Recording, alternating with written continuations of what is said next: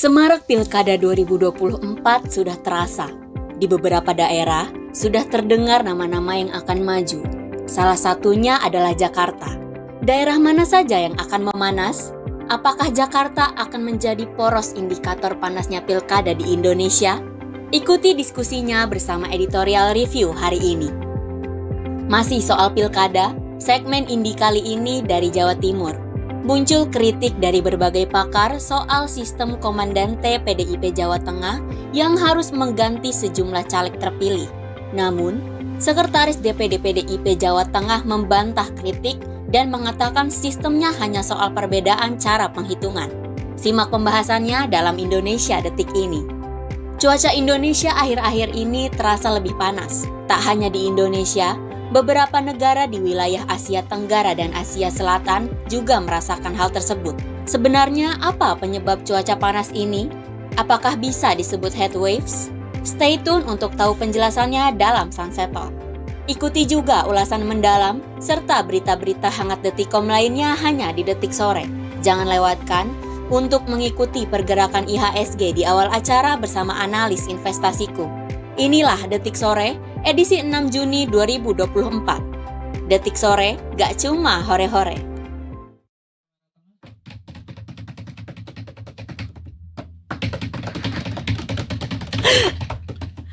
Kita pakai bahasa isyarat aja. Oke. Tahu bahasa isyarat gak? Tahu tapi nggak tahu kembali lagi. Selamat datang gitu. Aduh nggak tahu lagi, terima kasih. Selamat datang di Detik Sore. Gak cuma hore-hore. Mana ini suaranya? Mana Iya kemeriahannya? loh. Ayo dong. Ayo dong Aji, teriak dong. Sekali lagi selamat datang di Detik Sore. Gak cuma hore-hore. Nah. Lempar Jai. Ayo. There you go. Wih. Itu Nah. dia. Detik Sore kembali hadir sore ini Detikers. Gimana? Hari ini hari Kamis. Rasanya ingin sekali untuk Berkamis-kamis ha? enggak dong. Enggak, berkumis? Enggak. Untuk memanjangkan kumis. Waduh, takut. Karena sebentar lagi akhir pekan yang semestinya rasanya manis gitu. Wow. Apa katanya? Enggak, kan kita tuh bentar lagi ada another long weekend dan ini adalah Yes. the last long weekend tahun ini kalau nggak salah. Masa sih? Karena Habis itu nggak ada lagi? setelah Juni tuh nggak ada lagi. Oh, 17 Agustus tuh hari tidak. Sabtu kalau nggak salah. Terus habis itu abis Agustus itu September kayaknya nggak ada. Nggak ada Kalaupun September. ada cuman satu doang gitu. Natal? Dan nggak deket weekend. Makan lama juga nggak kira-kira? Natal juga nggak kayaknya. Wah, tidak, Jadi kita harus kayak- merayakan segera berarti Iya, ya. iya, ini adalah hari long weekend terakhir dan saya sudah mengamankan itu. Oh, kamu mau cuti ya? Iya. Masih 2 minggu lagi gak sih? Besok nggak libur, nggak ada. Besok masih pada masuk semuanya ya. Iya. 17, 18. Senin, Selasa, Iya. Rabu, Kamis, Jumat, Sabtu, Minggu. Itu nama-nama hari. Iya benar. Tuh mau kemana sih katanya? Mau liburan lah, kerja mulu, udah banyak banget ininya. Oh, Mel loh dia. Jauh lah pokoknya detik. Duh. But anyway, apa kabar Detikers ini hari Balikan. yang sungguh panas. Nanti kita juga akan ngobrol-ngobrol soal sesuatu yang panas. Mulai dari segmen pertama sampai nanti segmen terakhir itu semua serba panas. Karena hostnya hot-hot dari sini ya. Oh. Not saying. Gak apa kan? Literally and figuratively gitu. Jadi secara kiasan atau makna yang sebenarnya juga benar-benar panas. Benar-benar panas cuacanya. Betul. Kondisinya Topiknya panas juga. atau topiknya panas juga. Nanti kita akan ada editorial review yang akan bahas soal panasnya pilkada tahun ini. Walaupun katanya sih pilpres lebih panas, tapi Kayaknya gak kalah panas deh ya ini. iya ngelihat bursa-bursa nama-nama yang akan maju begitu, sepertinya sih makin dekat waktunya makin panas mestinya ya. Tapi lo setuju kalau kita hot gak? Gue akan ketip. Oh bukan ya? Gak apa-apa loh, self-proclaim kan? Nanti gue dibilang NPD lah ya kalau gue. Gak apa-apa kok. But anyway Detikers, hari ini gak cuma yang hot-hot juga, kita akan bahas yang cold juga loh. Oh apa tuh yang dingin-dingin? Ada yang dingin. Es jeruk ada nih, kita bakal es jeruk harganya mahal. Udah lihat belum lo? Emang iya? Sumpah, Di mana harga es jeruk ya mahal kalau misalnya tempatnya mahal. es jeruk sama ikan dipatok harga sampai 500 ribuan di Labuan Bajo. Ih, Gila. parah banget. Gak jadi deh gue ke Labuan Bajo, gak jadi cuti deh. Oh jadi mau ke sana. Tadinya mau ke sana tapi gak jadi. Karena mahal ya? Karena penerbangan domestik terlalu mahal. Berarti kamu bakal ke luar negeri dong? Oh, saya tidak bilang begitu. Tapi yang Oh, tadi soal baiklah. dingin-dingin selain Mm-mm. daripada yang di Labuan Bajo, Dimandiin. itu sebenarnya nggak dingin, justru bikin kuping panas. Jujur, Karena iya. harganya kok bisa semahal itu gitu Makanya. loh. Nah, yang bikin dingin tuh justru ini Apa tuh? karena sebenarnya kan Idul Adha ya. Mm-mm.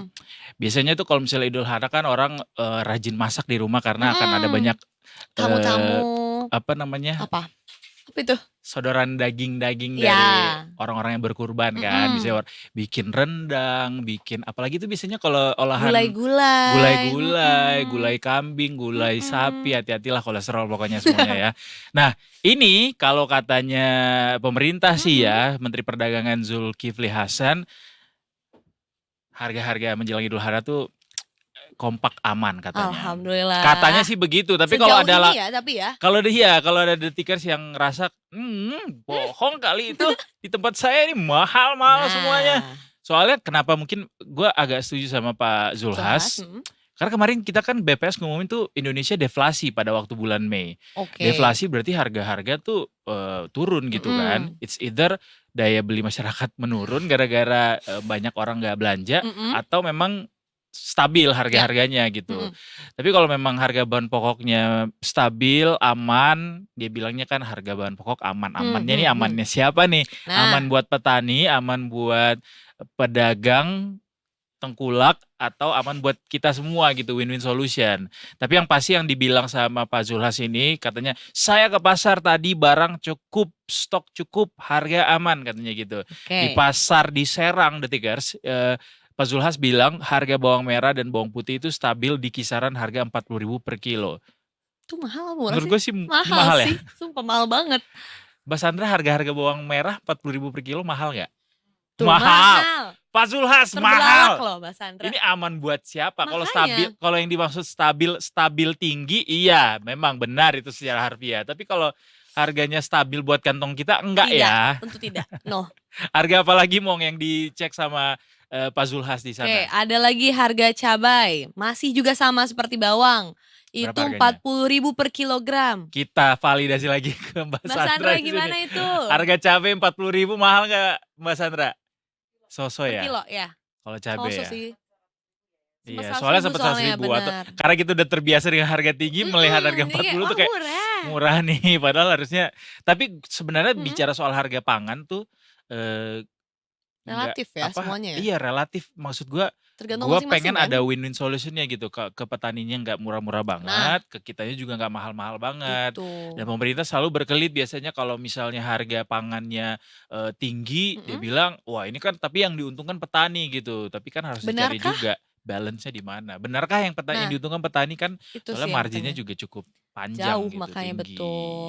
Terus ada lagi harga telur ayam katanya Pak Zulhas nih ya terbilang murah ya ini yakni 27.000 per kilogram. Sumpah menurut gue itu mahal sih. Jujur. Mahal Itu Pak mahal Zulhas. sih. Masa 17.000 Ini masih ayam di apa rumah dulu? ya? Ayam broiler kah? Kalau Harusnya ayam broiler sini. broiler atau ayam petelur ini mahal. Mahal. Biasanya Ayam belinya kampung 20.000 kan, per kilo. Iya makanya 27.000 tuh ayam telur omega mungkin ya. bisa Tapi kalau jadi. sampai enggak sih Itu offside sih. itu mahal offside banget. bilangnya terlalu itu. Bahkan ada juga Pak Zulhas bilang ayam terlalu murah, harganya 38.000 per kilogram. Murah nggak tuh? Pak Zulhas atau teman-temannya atau anak buahnya Pak Zulhas kalau nonton ini tolong ya. Tolonglah. Ini murah buat kantong Pak Zulhas kayaknya ya. Kalau Itu buat dia. buat kantong kita masih mahal, No, terlalu kita mahal. belinya setengah-setengah 100 gram doang kayak itu bawang. Nggak mampu beli sekilo. Belinya sebutir dua butir ya, nggak berani. Gue mau nanya deh, kan kalau di Jawa atau di Jakarta tuh Ya. orang kalau beli telur bilangnya beli berapa kilo Mm-mm. gitu kan, nggak Ya. per butir kan. Enggak. Kalau di Sumatera atau di tempat gua di Pekanbaru, tapi setahu gue di Sumatera itu bilangnya per butir, nggak Jadi- pernah kita belinya per kilo. Dijualnya emang butiran. Butiran, Lebih mahal nggak sih jatuhnya? Nah, itu itu dia. Karena kita udah terbiasa dengan cara itu, jadi kita tidak menganggap itu lebih mahal atau enggak. Nggak berhitung dan nggak ada pembandingnya juga nggak sih karena nggak beli per kilo. Iya, jadi makanya kalau kita beli telur itu ngelihat kalau telurnya besar-besar itu pasti kita langsung serbu ke Ambil sana lah, gitu. iya. Nah, di sini tuh per kilo gitu. Tapi kalau misalnya jatuhnya besar-besar bener akan lebih murah. Sedangkan kalau misalnya per kilo berarti bisa jadi lebih Iya, mahal kecil-kecil. Iya. iya. Emang sih sebenarnya Maksud kalau gua kenapa kecil-kecil ada banyak. perbedaan satuan di situ? Budaya mungkin? Atau jauh peternak di sana? Enggak ya? Enggak ada urusannya ya? Enggak ada Enggak ada urusannya. Lagi urusannya. pula nggak jauh peternakan di sana, banyak kok. Hmm. Cerongpokan ada di mana-mana di sana. By the way, Hmm. kita coba ke jalanan dulu Detikeres. Apakah hari ini atau sore ini cukup panas atau terlalu panas? Mungkin bisa ditanyakan ke orang yang sering berada di jalanan. Kita akan sapa Brigadir Ade yang kembali hadir di Detik sore ini. Selamat sore Brigadir Ade. Halo Brigadir Ade. Halo, selamat sore semua. Selamat sore nih. Ketahuan kan kalau cuaca tuh cukup panas, makanya Hmm, Brigadir Ade agak berteduh nih. Ini agak di betul. bawah kolong kayaknya ya. Tapi Brigadir Ade pengen nanya deh. Kita kan saat ini sedang dilanda yang namanya gelombang heat wave gitu atau gelombang panas. Dari pertanian kena, Hmm, dari produksi perikanan juga kena, kesehatan juga bahkan kena. kesehatan juga kena. Hmm. Kalau Brigadir Ade yang sering nih di jalanan kan untuk melaporkan kondisi jalanan, juga mengatur lalu lintas, berasa nggak sih cuaca sekarang tuh lebih panas dari biasanya? Berasa, tapi karena memang tiap hari di jalanan ya udah biasa aja. Jadi sudah terbiasa terpanasi ya? Wow, terpanasi nggak tuh? Iya, Iya. terus gimana Mong? Nah, Langsung gimana aja ke kondisi Brigadir jalanan Ade? Brigadir Ade di mana sekarang? Di Kuningan, Jakarta Selatan. Oke, boleh melaporkan sedang apa di sana? Ada apa di sana? Bagaimana Sedang kemacetan apa? di sana? Silakan langsung laporannya Nah, Brigadir Ade. Baik, terima kasih Edo dan juga Mongga. Selamat sore saudara. Saat ini saya berada di kawasan Simpang Kuningan, Jakarta Selatan, di mana kondisi arus lalu lintas pada sore hari ini dapat kita lihat bersama, yakni dari arah Kuningan, dari Simpang Kuningan ini sudah terlihat ada peningkatan volume kendaraan dari berbagai arahnya, baik dari arah Cawang yang akan menuju ke arah Warung Buncit ataupun menuju ke arah Semanggi dari jalur arteri. Kemudian peningkatan volume kendaraan di kawasan ini terjadi sangat signifikan, terutama kendaraan menuju ke arah Semanggi ataupun GBK. Dan mengingat pada hari ini akan diberlakukan rekayasa lalu lintas, dan kami menghimbau untuk hindari kepadatan lalu lintas di sekitaran putaran GBK dari pukul 14.30 sampai dengan pukul 21.00 waktu Indonesia bagian Barat. Dan mengingat adapun pertandingan sepak bola, yakni Timnas Indonesia versus Irak, supporter Timnas dihimbau gunakan moda transportasi umum, mengingat parkiran GBK juga sangat terbatas. Dan kemudian selanjutnya dari arah Semanggi akan menuju ke arah Warung Buncit, arus lalu lintasnya juga terpantau terjadinya peningkatan volume kendaraan yang cukup signifikan. Antrian kendaraan selain di traffic light juga dikarenakan perlambatan kecepatan kendaraan, banyaknya kendaraan yang keluar masuk dari area perkantoran di sekitaran Warung Buncit ataupun Tendean. Dan kemudian dari arah Warung Buncit yang akan menuju ke arah Menteng, arus lalu lintasnya juga terpantau sudah terjadinya peningkatan volume kendaraan di kawasan ini. Kami menghimbau bagi pengendara untuk tetap bersabar dan tetap mematuhi aturan yang berlaku, serta tetap menjaga jarak aman kendaraan Anda. Dan bagi kendaraan yang melintasi kawasan ini, ataupun menuju ke arah Semanggi ataupun Pancoran, harap cek kembali plat nomor kendaraan Anda untuk disesuaikan dengan peraturan ganjil genap. Dan mengingat hari ini merupakan tanggal genap bagi kendaraan berplat nomor ganjil, alangkah lebih baiknya menggunakan transportasi umum atau menggunakan jalur alternatif lainnya. Dan juga tak henti-hentinya kami menghimbau bagi pengendara roda 2, meskipun kendaraan di kawasan ini terpantau padat, harap patuhi aturan yang berlaku, tetap menggunakan helm baik jarak dekat ataupun jauh, mengingat kecelakaan tidak mengenal jarak, dan juga tidak menggunakan trotoar jalan sebagai lajur kendaraan Anda, mengingat trotoar jalan diperuntukkan untuk pejalan kaki. Dan bagi kendaraan roda 4, pastikan tidak mengemudi sambil merokok, dan harap perhatikan kembali menggunakan safety belt Anda ketika mulai perjalanan. Dan demikian informasi yang dapat kami sampaikan, dan bagi Anda yang ingin mendapatkan informasi tentang kondisi arus lalu lintas terkini, Anda dapat menghubungi call center kami di 1-500-669 atau dapat melalui SMS center di 9119. Stop pelanggaran, stop kecelakaan, keselamatan kemanusiaan, Indonesia Titip, dan salam presisi. Demikian Brigadir Ade Singgah melaporkan. Selanjutnya kembali kepada rekan di studio. Salam presisi, terima kasih banyak Brigadir Ade untuk laporannya. Kita baru ingat, hari ini sore ini kan emang Indonesia versus Irak itu berlangsung ya. Jadi Nah. sore-sore, jadi pasti nih jalanan sangat padat Padat di ya. sekitar area Kuningan juga bisa jadi termasuk karena salah satu area untuk menuju ke GBK. Nanti di sesi 2 Brigadir Ade lagi apa enggak?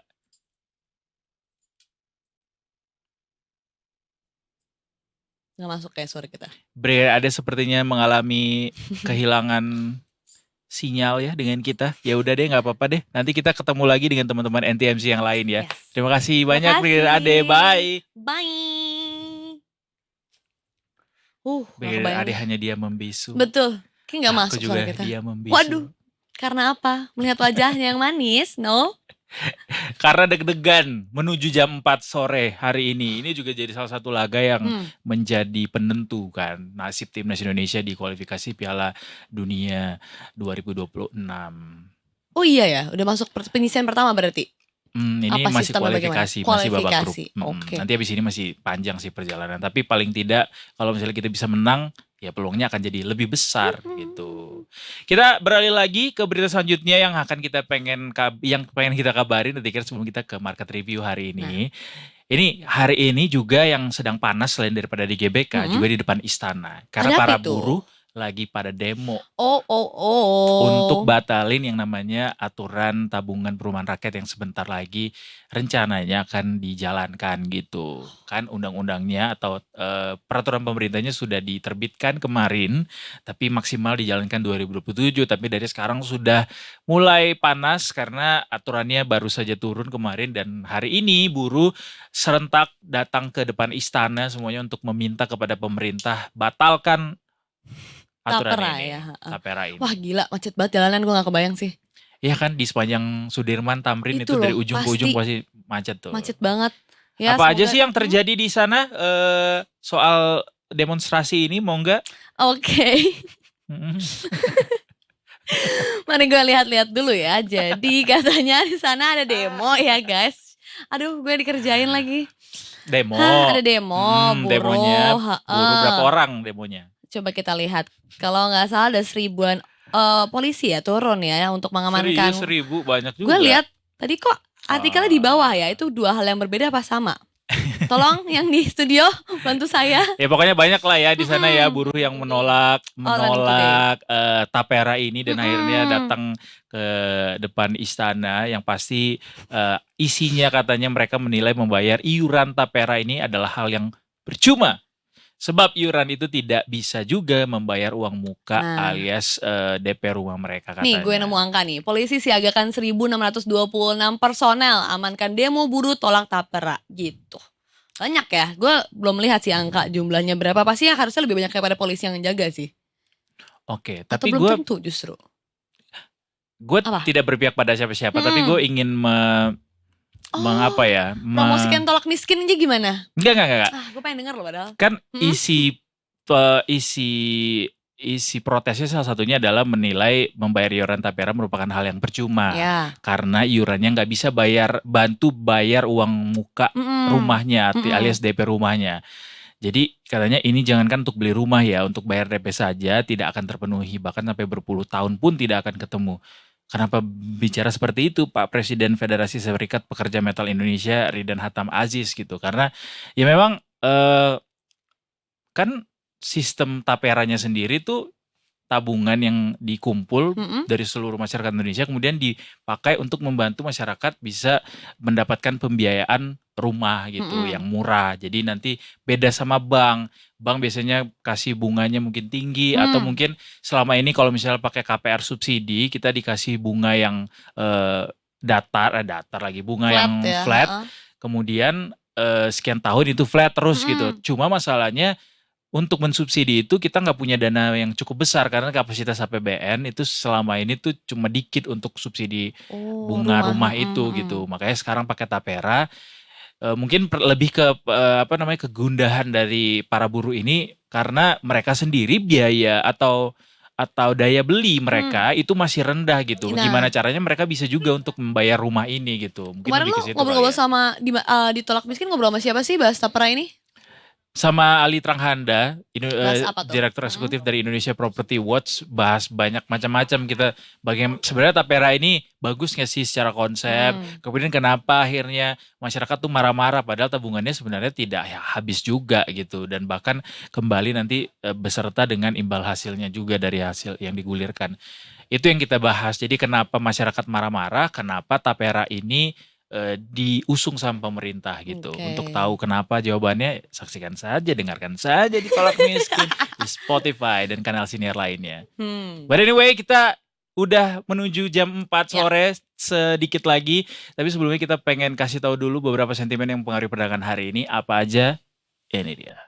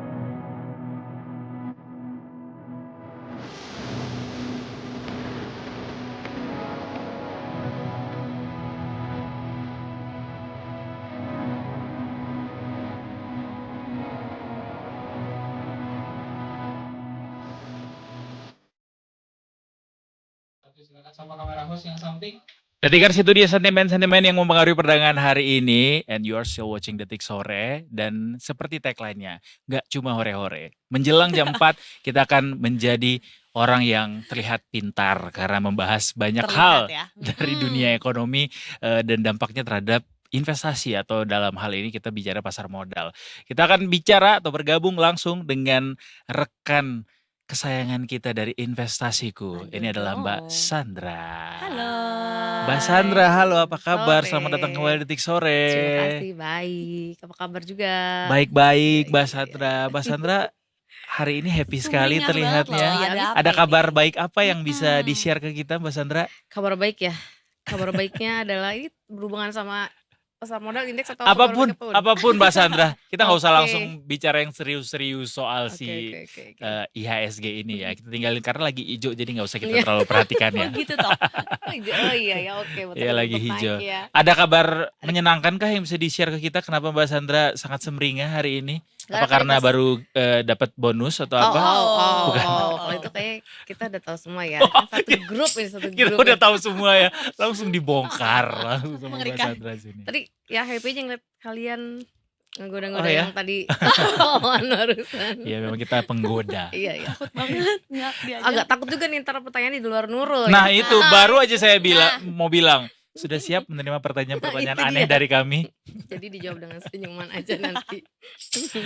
Mbak Sandra, ini ISG hari ini berlangsung cukup semeringah juga sama seperti Iya. senyumannya Mbak Sandra. Us, Karena us, us. hari ini Menggoda ya. berlangsung di zona hijau. Iya, ditutup. Sempat berada sedikit ke zona merah, tapi hari ini kelihatannya walaupun agak landai ya menuju ke penutupan, tapi mulai tinggi lagi.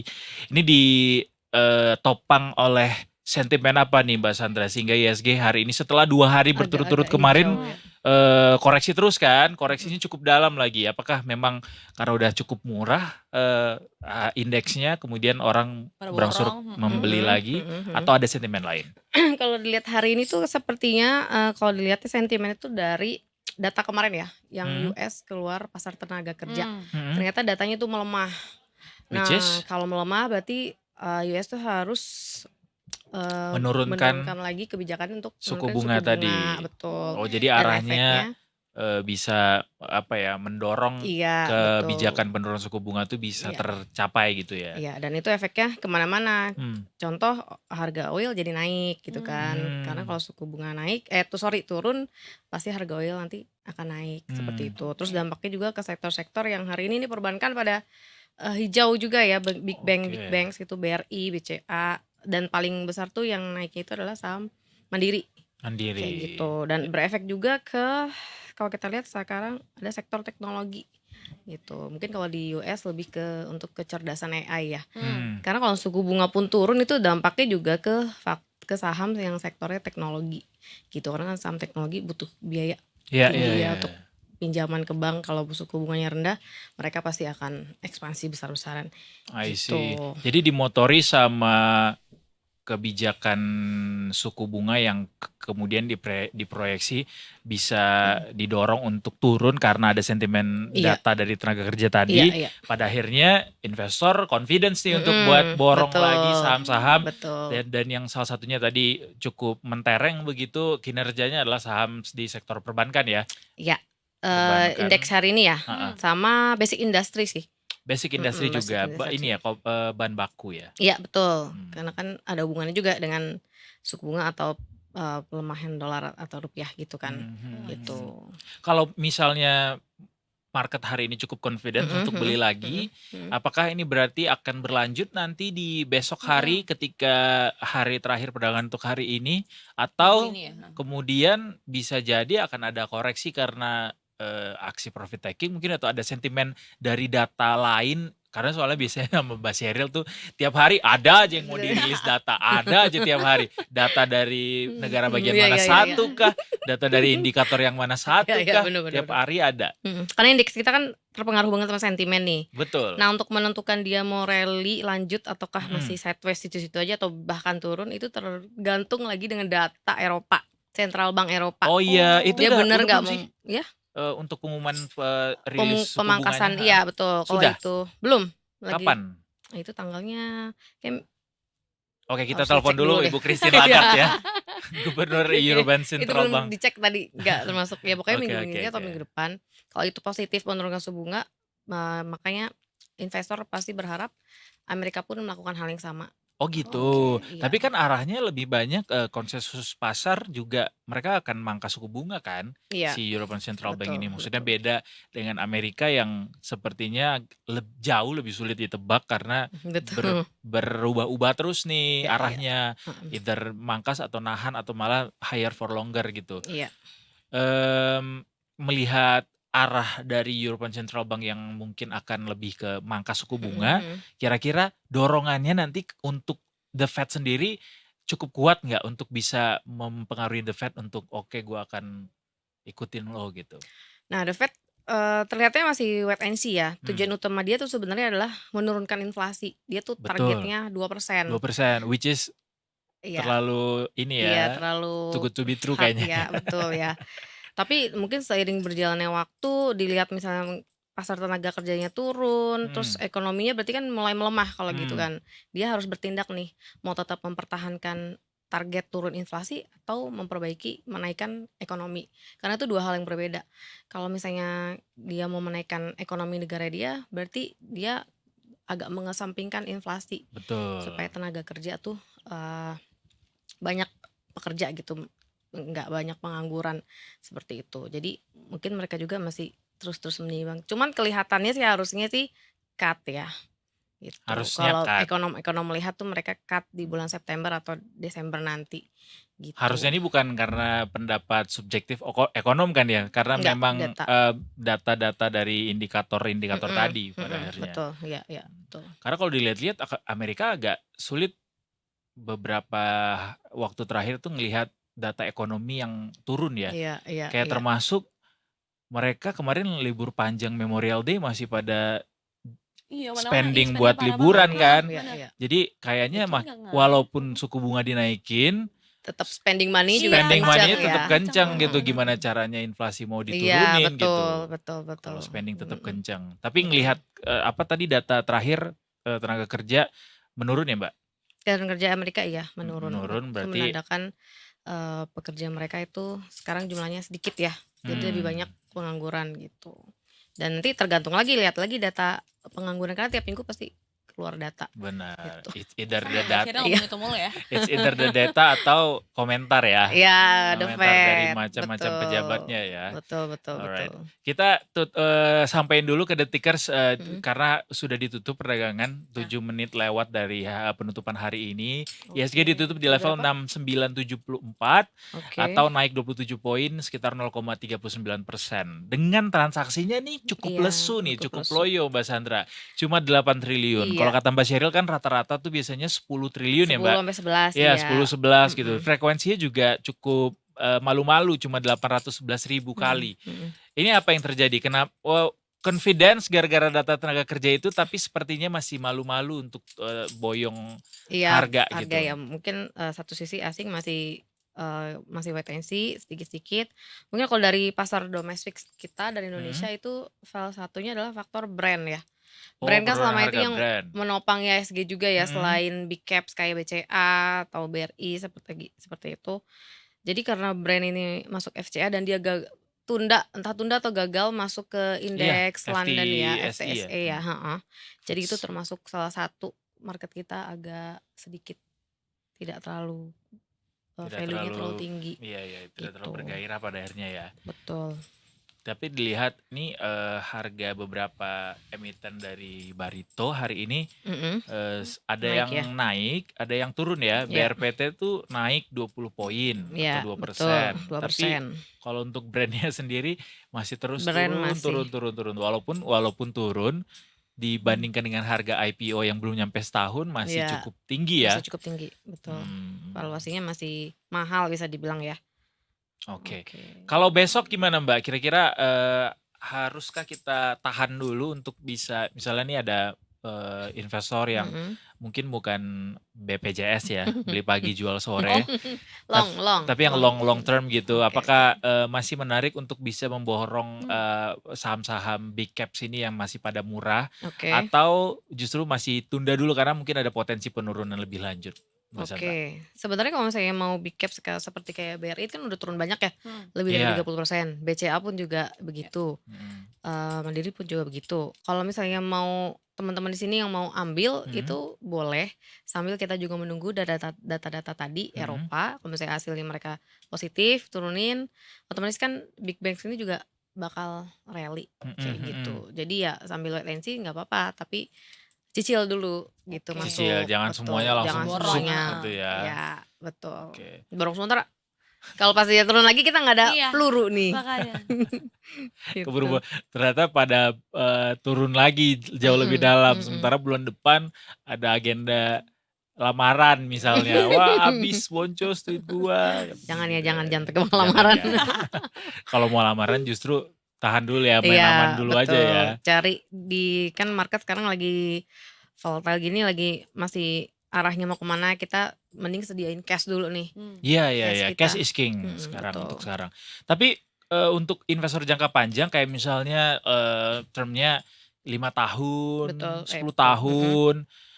Iya. Ini justru sangat menjanjikan untuk bisa ngeborong sekarang ya. Iya, ini kan termasuk murah jadinya ya. Iya. Untuk saham yang level BRI yang kemarin udah sampai harga tertingginya di 6.000 ya kemarin. Kalau sekarang udah turun 30% ya itu termasuk udah murah. Kita bisa untuk mulai cicil beli. Karena in long term ya dia pasti naik gitu kan. Kan kalau saham big banks itu mencerminkan keadaan ekonomi kita gitu. Kan nggak mungkin ekonomi kita ini turun terus ya gitu. Oke. Mbak Sandra, ini mungkin ada detikers yang baru atau mau coba-coba terjun gitu ke pasar modal, terus bingung mau beli sahamnya yang mana. Kalau untuk terminnya yang jangka panjang, misalnya nih ada dede Gen Z yang baru lulus kuliah, baru fresh graduate, baru dapat kerjaan 2 tahun gitu misalnya, atau mungkin setahun, terus dia udah punya gaji, penghasilan, terus mau disisihkan, terus mau invest di pasar modal gitu. Walaupun ada reksadana yang bisa ngaturin duit kita ya, tapi misalnya dia maunya saham gitu, karena lumayan greedy di dede di Gen Z-nya karena pengen ngeruk hasilnya semua by self gitu. Nah, Ada yang tersinggung guys.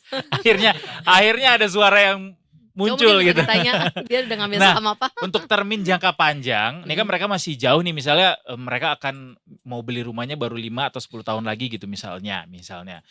Kira-kira sektor apa yang menjanjikan atau boleh untuk dilirik nih dari sekarang belinya? Dari sekarang ya? Mm-mm. Oke, mungkin kalau misalnya yang big caps masih bisa termasuk ya. Mm-mm. Walaupun kita tahu kenaikannya setahun nggak mungkin lebih dari 20 atau 30% gitu kan. Kalau dede-dede ini pasti pengennya yang lebih gitu ya. Iya. Dede-dede greedy. Dede greedy. Saya percaya proses kok Mbak. Padahal kalau Good, kata good. Warren Buffett Buffett. nggak boleh greedy ya jadi Iya. investor ya, harus slow but sure katanya. Betul. Mungkin 10% tapi tiap hari ada nggak? waduh, kalau itu kayaknya 10% tiap hari saya aja nggak usah ada. nggak kerja dong. Nggak kerja dong jadinya. Kita. Oke, mungkin kalau jangka panjang kalau kita sekarang kita lihat kan banyak mobil listrik ya. Oh, Berarti iya, mungkin oke. ke yang energi, Mm-mm. sektor energi yang terbarukan itu Mm-mm. bisa. Atau kita lirik sektor-sektor teknologi karena kan teknologi kemarin sempat Takut tapi naik. Mbak teknologi Ya itu Indonesia sekarang. berhubungan sama suku bunga lagi sih. Heeh. Kalau suku bunganya udah stabil ya mungkin teknologi bisa naik lagi. Satu lagi selain renewable energy, electrical vehicle termasuk gitu kan. Mm-mm. Sama sektor coba aku cek dulu Mm-mm. contekannya. Aku lupa nama sektornya tiba-tiba. Jadi big banks Itu boleh termasuk karena kan kalau kita secara historis naik terus ya tiap tahun ya. ya dan mencerminkan juga kan perekonomian kita. Perekonomian kita kan dari dulu sampai sekarang Dimotori naik. sama perbankan juga. Iya, betul. Terus selain itu ya itu tadi teknologi atau renewable energy. Seperti itu.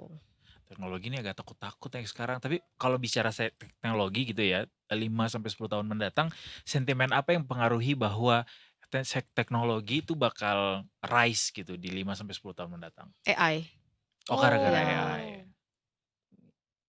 artificial intelligence ya. Karena di Amerika udah mulai fokus Iya, lagi siapa heboh tahu ke situ juga. tiba-tiba Nvidia yang invest gitu ya di Goto ya. bisa juga. Atau Meta gitu. Iya. Meta beli Bukalapak. Bukan langsung hari goyang. naik sih. Langsung goyang market. Langsung goyang Kita market. bilang begitu. Oke deh, besok kita berarti akan menantikan hari terakhir perdagangan. Oh iya, besok Jumat ya. Iya, perdagangan pekan ini. Betul. Kemungkinan masih akan sideways ya Mbak tadi ya. Kalau IHSG mungkin pergerakannya ya masih di range, tapi ini kan ditutupnya masih di bawah 7.000 Iya, ya. masih di bawah 7.000. Kira-kira level resistance dan supportnya di mana? Coba ya kita lihat dulu. Mungkin masih range-nya di antara 6.900-an sampai 7.000-an. Tapi kalau dia bisa di atas 7.000 itu good sih. Dia masih bisa. It's a good jadi sign naik. gitu. Artinya kalau dia bisa ditutup besok di level 7.000, lebih dari 7.000.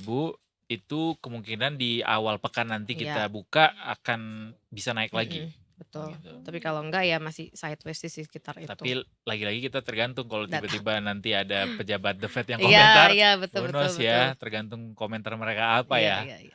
Ya kita berharap lah kalau emang investornya sekarang suku bunganya pengen diturunin, ya udah siap-siap nih beli saham big banks biar rally I lagi. see. Karena kalau sampai diturunin mungkin wah itu akan langsung jeglek gitu ya Mbak. Oh satu lagi tadi lupa Apa tuh? Properti.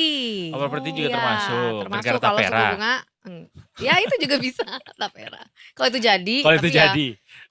efeknya ya pasti positif di kayak saham yang BPTN gitu ya, Bank Tabungan Negara yang untuk pembiayaan Tapera siapa yang ditunjuk pemerintahin nanti ya, itu pasti berdampaknya positif ke sana sama positif ke sektor properti.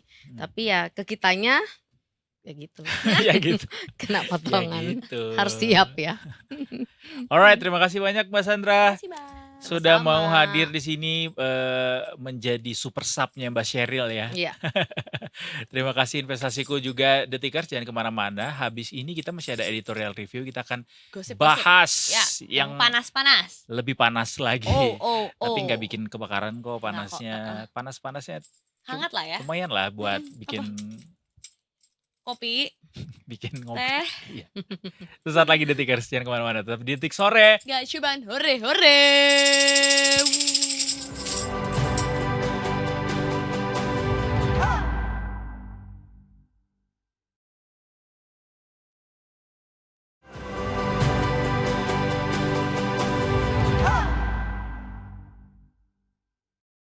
Kembali lagi di Detik Sore. Gak cuma Hore.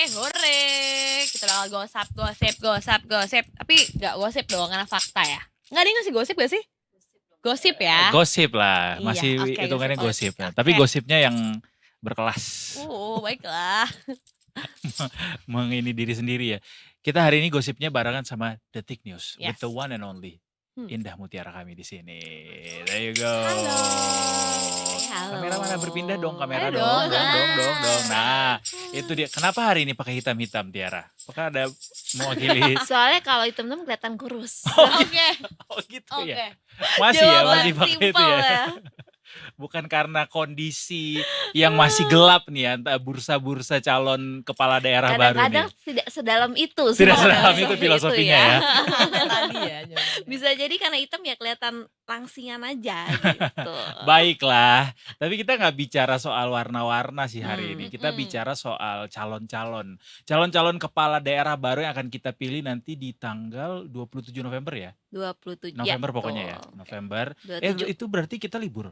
libur. Libur lagi ya? lagi. Oh, berarti ada Karena libur lagi gitu. nanti pilkada itu seluruh Indonesia. Oh, Seluruh serentak. Indonesia serentak Nggak ada seluruh satu Indonesia. provinsi yang lebih duluan. Nggak ada. Semuanya serentak kali Semuanya ini ya. serentak kecuali DIY ya, karena DIY nggak ada pilkada. Oh iya benar. Mm-mm. Ya. 27 November sebentar lagi. Waktunya sih masih ada 5 bulan lagi sekitar itu. Tapi nama-namanya makin kesini makin menciut harusnya. Betul, makin rame bursanya. Makin rame nih. bursanya. Makanya kita tanya nih sama Detik News di sini supaya jadi barometer kita nanti akan milih apa kira-kira. Milih siapa ya? Milih siapa. Apa yang paling panas dari bursa pilkada hari ini? Nah, Tiara? memang udah diprediksi sih setelah pilpres tuh pasti adalah mulai panas-panasnya pilkada. Hmm. Tapi biasanya kemarin-kemarin kan sempat masih apa ya, kayak misalnya masih malu-malu gitu ya, masih Hmm. malu-malu siapa dukung siapa atau siapa cari dukungan. Nah, makin kesini tuh makin terang, Belak-belakan makin ya. terang karena kan apa namanya, kayak parpol-parpol itu mulai ada yang misalkan dia buka ngadain kayak fit and proper test, Mm-mm. ujian gitu, Untuk jadi internal. buka pendaftaran Hmm. gitu. Ada yang untuk internal, ada yang membuka untuk eksternal Oh, gitu. daftar. Ada juga calon-calon yang proaktif juga tadi daftar ke banyak parpol gitu misalkan gitu. Jadi makin panas bursa pilkada di mana-mana, terutama kalau misalkan kalau dari segi nasional tentu saja ada beberapa provinsi atau beberapa daerah yang memang secara khusus mencuri perhatian lah bisa dibilang. Oke. Karena dia itu juga bukan cuma terkait dinamika politik di wilayahnya, tapi itu juga berefek ke dinamika politik nasional gitu. Karena udah ada juga calon-calon yang berpindah haluan juga ya, berpindah haluan Nah. partai ya. Karena demi supaya bisa mendapatkan kursi, mendapatkan dukungan bisa juga kan. Kayak misalkan mana dulu nih, misalnya yang paling panas pasti DKI kan Nah, ya, DKI dulu deh, Jakarta DKI. kan ya. Bukan DKJ. DKI lagi, Oh DKJ nantinya Iya, belum sorry keluar, banget ya, belum bukan. keluar ke pres ya, belum keluar ke presnya, Oh, belum belum, resmi. oke. Sekarang boleh, nah nggak tahu nih nanti pas pilkada DKI apa DKJ, nah Oke, belum tahu oke. nih ya. Kalau Jakarta sekarang lah ya pokoknya Jakarta ya. nih Iya. kan. Nah ini juga dinamikanya apa? Cepat banget berubahnya gitu. Kayak kemarin kan misalkan sempat rame yang gambarnya Budi Jiwandono sama Kaisang gitu Iya. kan. Budi Jiwandono dari Gerindra gitu kan sama Kaisang, mendadak rame posternya. Tapi saking bener-bener cepetnya, cuma sehari atau 2 hari Budi Jiwandono ini langsung menyatakan saya mendapat tugas dari Pak Prabowo untuk fokus di parlemen. Berarti dia nggak maju pilkada Oke. gitu. Jadi saking dinamisnya cepet tuh 2 hari apa, oh dia udah menyatakan saya nggak akan maju pilkada gitu kan. Kaisangnya sendiri? Nah, Kaisangnya kemarin tuh udah sempet tuh akhirnya ngomong setelah yang rame-rame putusan Kejutan MA itu ya, kan, ya heeh. karena ada putusan MA yang diketok terus ternyata mengubah soal syarat usia cagup cawagup itu. Jadi kan tadinya syarat usia cagup cawagup itu adalah 30 tahun, cagup terutama ya 30 tahun saat penetapan calon gitu. Nah, kemudian oleh MA aturan itu karena digugat gitu ya, MA bersidang mengubahnya jadi 30 tahun saat pelantikan. Pelantikan apa nih? Saat pelantikan Oh, kepala pelantikan daerahnya. kepala daerah nanti. Jadi Ya. sebelum pilkadanya boleh, sebelum belum 30. Ya, saat masih penetapan, masih proses, masih kampanye, coblosan tuh boleh belum 30, tapi saat dilantik harus sudah 30. Oke. By the way, kenapa sih diubahnya itu baru sekarang. Nah itu yang menjadi tanda tanya juga kan.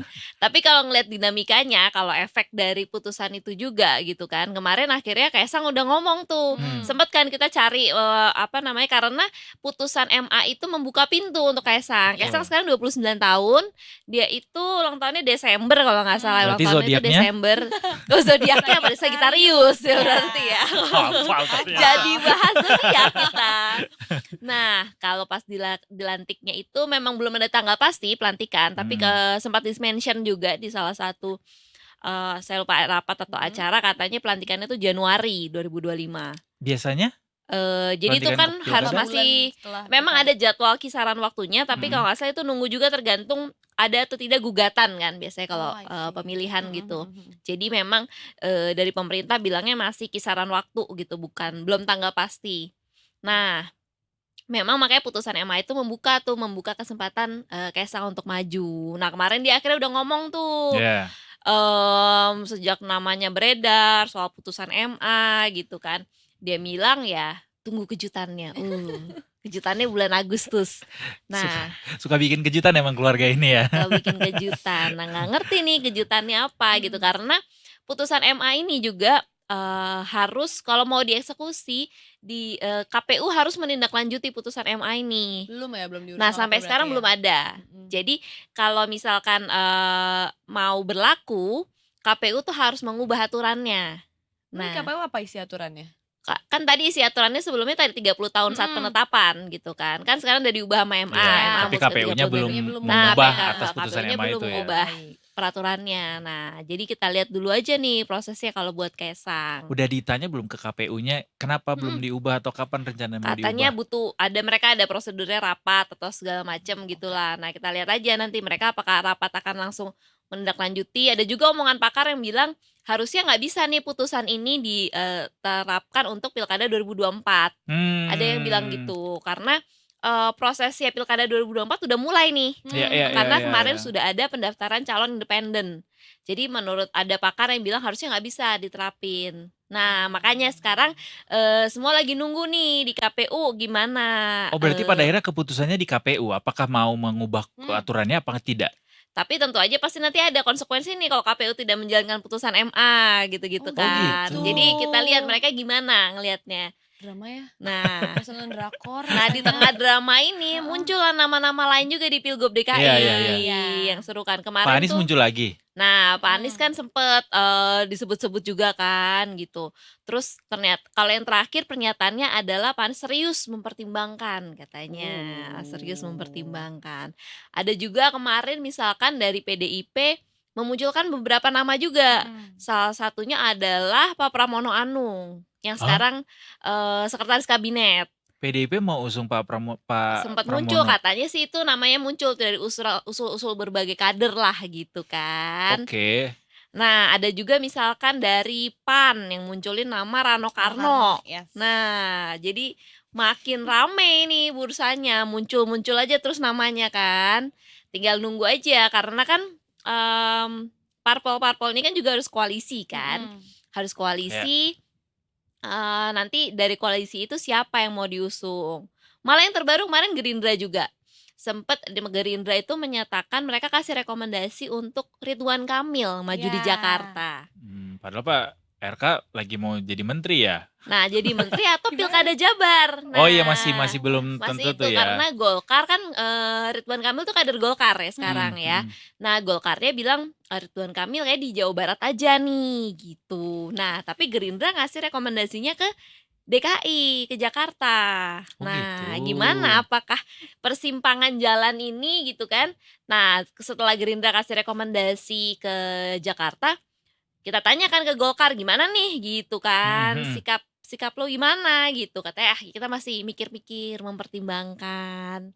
Biasanya memang parpol-parpol itu pasti pertimbangannya macam-macam. Misalkan survei atau misalkan ya ngitung-ngitung juga nih kemungkinan menang kita di suatu daerah atau ngelihat lawannya siapa. Ya, itu juga jadi faktor tuh. Jadi faktor. Dan juga belakangan yang juga datang nama lainnya adalah dari nama Pak BTP. Oh juga iya. ikut Itu muncul nih kemarin nama juga ini. sempat muncul-muncul kan. Tapi apa namanya, sempat muncul nih mau duet juga gitu kan, karena Duet duet sama? sama Anies, wah macem-macem makanya bursanya. Disitulah ketika kita ini masih, belum mulai pendaftaran ya, tapi bursa sudah panas, Panas muncul duluan. ini, muncul lagi gitu kan. Jadi kita lihat aja nih gimana parpol-parpol misalkan dia, janjiannya entar sama Janjiannya. parpol. Kayak misalkan tadi udah masuk ke Pilgub Jabar kan ya. Rame juga nih gitu kan Pilgub Jabar, nama Ridwan Kamil kan tadi ya sempat itu kan apa mau maju lagi gitu Mhm. kan Pak RK karena, incumbent ya petahana baru 1 periode dia bisa maju lagi gitu kan. Apakah Pak Ridwan Kamil mau maju lagi di Jawa Barat atau maju di Jakarta Mhm. atau tadi katanya jadi menteri Melaksanakan tugas negara jadi gitu menteri. kan. Seksi ya, Pak RK ya. Nah, macem-macem ya Batas pendaftaran pilihannya. kapan Tiara? Pendaftaran Pilkada? itu masih nanti harusnya, ini masih Agustus, masih agak lama juga sih. Juli, Agustus kah? Agustus, coba kita lihat dulu, lupa nih detailnya nih ya. Tapi kalau misalnya Agustus gitu ya, kan Agustus tuh belum pelantikan presiden. Artinya, wah Pak RK ini lagi galau juga berarti ya. Milih yang Pilih mana gitu Tergantung kan. Wah nih tawarannya bos gitu. kalau salah langkah gimana gitu. Nah, tapi muncul nama-nama lain juga di Pilgub Jabar kayak yang Siapa barusan aja kontendernya? nih. Hari ini Nasdem Pak Surya Paloh tuh ngasih rekomendasi untuk Ilham Habibie, anaknya Oh, anaknya B.J. Habibie. B.J. Habibie untuk maju di Pilgub Jabar. Nah, ini lumayan cukup kaget juga karena kan backgroundnya kan saintis ya, Yes. ilmuwan ya Pak Ilham Habibie Teknokrat, ini, teknokrat. teknokrat gitu kan. Terus maju di pilkada gitu. Tadi kalau dari Nasdem alasannya biar nggak nama yang itu melulu gitu, yang lama-lama Oh, melulu Pak gitu. Ilham tuh ini apa namanya? Apa sih partisipan ininya Kader. simpatisannya Nasdem. Nah, sebenarnya kalau buat pilkada gitu nggak harus kader juga. Oke. Jadi parpol tuh bisa aja kepada misalnya dia bukan kader gitu ya, dia emang orang apa namanya independen, maksudnya Mhm. orang yang tidak berpartai itu pun Mhm. juga bisa dikasih Tapi diusung sama rekomendasi. parpol. Diusung sama parpol. Tapi tidak harus masuk parpol. Tidak harus masuk parpolnya. Atau misalkan satu parpol memberikan rekomendasi kepada kader parpol lain juga bisa. Jadi misalkan memang parpol itu suaranya tidak cukup banyak gitu ya, cuma seberapa lah gitu, tidak cukup banyak, jadi dia joinan gitu kan, ngusung kader parpol lain itu juga bisa. Gitu. Alasan dari Nasdem mengusung nama Ilham Habibie cuma baru sebatas itu ya jawabannya ya. Karena kalau nama yang lain ntar bosan gitu. Mungkin ngelihat backgroundnya juga gitu kan. Nah, menarik juga Pak Ilham Habibie tadi bilang nih sebenarnya PDKT-nya tuh cuma sebentar gitu. Pak Ilhamnya yang ngomong. Baru sebulan atau berapa lama PDKT baru sebentar gitu. Terus langsung klik. Langsung mungkin langsung klik gitu ya. Akhirnya terima lamaran kali. Lamaran pilgub. Lamaran Oh berarti nama besar yang menjadi masuk dalam bursa pilkada Jabar itu either Ridwan Kamil, Ilham Habibie, ada kontender lain? Ada nama-nama lain juga. Cuman kita ngeliat juga kan itu apa namanya? Cukup suara pengusungnya atau enggak gitu. Atau parpol-parpolnya ini ada yang mau joinan apa ngusung sendiri PDIP ada gitu. ngusung nama tertentu di Jabar? PDIP Jabar belum ke mention khusus sih. PDIP kayaknya yang baru juga ini adalah terkait dinamika di Jawa Timur. Jatim Jawa ya. Timur. Jadi kan Jawa Timur kita melihat nama Bu Kofifa nih yang kuat banget ya. Komil ya. Kofifa Emil. Komil gaya. Nah, itu yang menarik karena di Pilgub Jatim ini ya bukan soal perebutan cagup sekarang, perebutan cawagup. Jadi cawagupnya Bu Kofifa. Jadi seakan-akan parpol ini sedang berebut kursi cawagup untuk mendampingi Bu Kofifa gitu.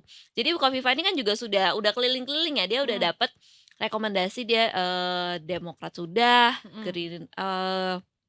beberapa kemarin udah Gerindra udah belum ya? Udah dapat lah, terakhir PSI ngasih juga ke Kofifa gitu kan. PAN udah gitu. Berarti kan. banyak yang PDKT ke Bu Kofifa ya? Banyak dan udah langsung teken nih kita kasih rekomendasi. endorse ini ya Emil Dardak juga Nah, ke Kofifa. itu tadi yang menarik adalah soal kursi wagubnya. Jadi memang sebelumnya kan Bu Kofifa nih berpasangan sama Emil Dardak kan di Jatim gitu. Ya. Nah, ada keinginan untuk ya udah lanjut aja bareng gitu. Jadi duetnya nih dilanjutkan ke periode kedua gitu kan. sama Emil Dardak gitu. Nah, yang terbaru tadi itu juga Gibran juga menyatakan ya udah dia dukung Emil Dardak jadi cawagup mendampingin Khofifah gitu kan. Tapi ada juga karena tadi semua PDIP bilang, oh kalau Mas Emil Dardak nih levelnya udah menteri lah gitu, pinginnya cawagupnya yang lain. Oh PDIP gitu. pengennya ganti nih Mas Ganti, Emilnya. jadi ada lah mungkin dari parpol-parpol ini misalkan pingin kadernya yang jadi cawagup Siapa? atau sosok lain. Nah ini kita masih nyari juga nih. Ada kayaknya sih beberapa nama-nama lain gitu ya. Pasha Ungu? Aduh, Bukan. Pasha Ungu tuh masuk ke DPR ya? belum ngecek lagi deh Lupa ini. lagi. heeh. Tapi kayak gitu. Udah nanya tadi. Kayak Udah gitu. nanya. Jadi di Pilgub Jatim sekarang berebutnya itu kursi cawagupnya siapa gitu Kenapa kan. sih percaya banget mereka berarti sama Bu Hovifah ya? Kayaknya gitu mungkin gitu. melihat memang Sulit pesaing lain ya ya. dari peta persaingan politik Khofifah lumayan. Tapi PKB itu sempat menyatakan mau ngajuin inilah lawannya Khofifah gitu. Jadi supaya memang kalau sejarah hubungan PKB dan Khofifah kan juga panjang lah ya gitu. Nah, PKB sempat bilang nih mau Kiai Marzuki Mustamar mau ngusung untuk melawan Khofifah gitu kan. Nah, kita lihat aja jadinya gimana nanti. Apakah Bu Khofifah menemukan pasangan yang akhirnya disetujui semua pihak Iya. atau akhirnya ternyata ada yang nggak setuju sama pasangan Bu Khofifah, akhirnya mending joinan sama lawannya deh, wah pindah koalisi gitu kan. Tapi malah jadi yang makin panas. Maksudnya pusat perhatian pada pendampingnya Bu Khofifah. Iya. Ngelihat ini Bu Khofifah berarti tidak tertandingi di Jawa Timur. Melihatnya begitu Sejauh sekarang. ini karena parpol udah hampir ya udah parpol kasih rekomendasi Khofifah. Kalau melihat fakta tersebut, mungkin nggak Bu Khofifah akan jadinya lawan kota kosong aja Nah, nanti kita pada akhirnya. lihat lagi nih dinamika gimana. Ah. Tadi kan makanya ada PKB kan sempat mau ngajuin Hmm. lawan Iya, gitu iya. kan. Nah, tinggal kita lihat nih PKB cukup nggak nih untuk ngusung sendiri, ataupun kalau nggak cukup berarti mau gandeng siapa nih gitu. Di situ caranya. Perhelatan ini kayak main Pokemon ya. Kenapa? Pokemon kan kalau misalnya main Gimana? Pokemon tuh kita milih dulu nih. Oh dia Mm-mm. musuhnya ini, kita harus lawan pakai Pokemon mana nih? Nah. gitu. Oh iya. Ada Pokemon cadangannya bawa yang mana? Itu persis banget. Iya, lawannya jago di air apa di api Nah. gitu-gitu ya. Kalau juga di air kita ngeluarin ininya yang mana nih Betul, gitu listrik buat biasanya ngelawan. gitu. Oke. Jakarta, Jawa Barat, Jawa Timur, ada satu tadi yang udah kita sempat mention nama Bobi. Ya. Nah, Di Sumatera Utara berarti. Kira-kira kans Bobi untuk jadi gubernur Sumatera Utara sebesar apa, Tiara, dan lawannya siapa nih Bobi nih? Nah, Bobi ini yang menarik terbaru kemarin adalah dia jadi kader Gerindra. Jadi dia kan daftar penjaringan cagup dari Gerindra gitu, dan sekalian jadi kader, udah nih jadi KTA Gerindra Iya, nih iya. gitu. Oke gas. Oke gas. Dan kita lihat dulu tuh kan Bobi kader PDIP dulunya Nah, kan. iya. Dia diusung PDIP dulu maju Di Pilwakot Walkot Medan. Sekarang jadi kader Gerindra nih buat maju Pilgub Sumut gitu. Nah, sempat rame adalah saat Golkar. Jadi kan katanya Golkar tuh sempat ngundang Bobi lah gitu. Tapi muncul kemudian dinamika di Golkar Sumutnya. Karena di Golkar Sumut kan juga punya tokoh yang usungan lain ya. Ya, Bang Ijek nih Iya. gitu kan. Jadi sempat tuh muncul dinamika di Golkar gitu, antara di nasional dengan di Sumut gitu, antara Bobi atau Ijek gitu. Yang terbaru kemarin Bobi sama Ijek ketemu, Iya. foto bareng gitu. Itu kan yang langsung memunculkan Udah ada deal nih spekulasi. kayaknya. Nah, ini gosip-gosip politiknya dari situ tadi nih. Ada yang gosip apa ini udah deal, apa ini akhirnya ngerestuin Bobi diusung Golkar gitu kan. Kemarin terakhir saat doorstop Bobi adalah jawabannya rahasia katanya. Isi pertemuannya apa? Rahasia. Bukan kejutan. Bukan. Nih adik iparnya kejutan, kakak iparnya rahasia ternyata bilangnya. Intinya dulunya rahasia sih ya. Terus rahasia masnya jawabnya tanya Kaisang. Aduh. Jadi vicious cycle jadinya. Iya, Muter-muter, muter-muter di situ. Kalau soal lawan ada juga ini Edi Rahmayadi. Itu yang udah keliling juga ke beberapa parpol, ngambil formulir, daftar penjaringan gitu untuk maju di Pilgub Su ini. Jadi kita lihat aja nih nanti gimana parpol mana yang akhirnya mengusung atau gimana Bobby dengan Golkar gitu kan. Apakah 2 calon atau mendadak ada calon lain gitu kan, 3 calon ternyata. Nah, bisa juga gitu kan. Calon cawagupnya siapa, tiba-tiba ini juga belum ada sih kalau di Belum ada Sumut sampai kayak saat belum ini. ada obrolan soal cawagup gitu. Siapa tahu muncul juga nama-nama baru gitu ya, atau nama-nama yang bikin kaget, nggak tahu juga. Jadi nama-nama untuk bursa pilkada kali ini sudah ada yang muncul, cuma masih tetap belum jelas ya pasangan yang diusung Masih sampai cair saat ini ya, banget masih sangat cair. dan bisa belajar dari pengalaman-pengalaman pilkada yang dulu itu tuh bisa drama, bisa cair sampai last minute pendaftaran. Wow. Pilkada pun begitu. Pilkada pun begitu. Kita masih ingat waktu pilkada DKI yang 2017 Ya. yang waktu Yang Ahok Sandi, Anies AHY ya. gitu ya. AHY itu juga last minute itu pengumumannya kan. Jadi memang itulah kalau politik ya. dinamika. Kita bisa aja sekarang nih bulan Juni kita udah ngomongin nama-nama ini, tahu-tahu nanti pas pendaftaran berubah lagi, buyar lagi bisa juga. Ya udah undang Tiara lagi di sini kalau gitu. Kalau Pak Ganjar kemana Tiara? Iya Ini loh, mungkin yang nah. jadi penutup nih. Pak Ganjar kan udah 2 periode ya, nggak bisa maju lagi pilkada di mana-mana gitu kan. Terakhir sih Pilkada ketemunya provinsi lain pun nggak bisa ya. kalau nggak salah nggak bisa ya kalau dari aku lupa deh, harus ngecek Soalnya lagi netizen aturannya. pada komentar dan bertanya-tanya juga mana nih Pak Ganjar. Sering muncul di Instagram sih akhir-akhir ini kan, Lari, masih sepeda. lari, sepedaan gitu.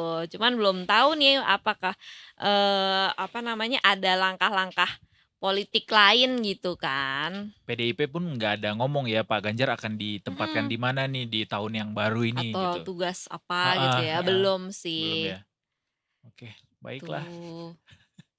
Padat ya. Masih seru pembahasan untuk bursa pilkada ini, tapi kita stop dulu. Nanti kita bahas lagi yang lain karena pasti ini akan terus bergulir seperti kata Tiara tadi. Politik se-fluid itu, secair itu, sedinamis itu, mestinya setiap hari akan ada dinamika-dinamika baru nanti yang akan kita tampilkan buat Detiker semua. But anyway, terima kasih banyak Tiara for always coming back here.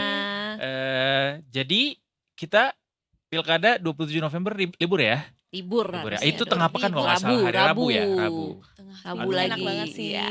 Bisa Ini berarti ngambil nggak cuti Kamis Jumat. Ini malah nggak sabarnya liburnya ya, bukan nyoblosnya ya. Iya. That's the whole point of that agenda. Iya dong. Bukannya live pagi-pagi, Oh iya. sore-sore. Oh ya, saya Iya, ganti iya. cari pengganti dulu. Dari sekarang. Gak boleh kamu. Terima kasih sekali lagi Tiara, terima kasih Detik News, terima kasih Detikers. Tapi jangan kemana-mana, kita habis ini masih ada berita dari Indonesia Detik ini. Yes. Soal apa tadi intinya? Kita mau ke Pileg Jateng ya. Pileg Jateng, Komendante komandantenya ya. PDIP. Kita akan bahas strategi itu seperti apa dan kenapa dipilih seperti itu. Yes. Bahas sama Detik Jateng. Sesaat lagi cuma di Detik Sore. Gak cuma. Hore hore.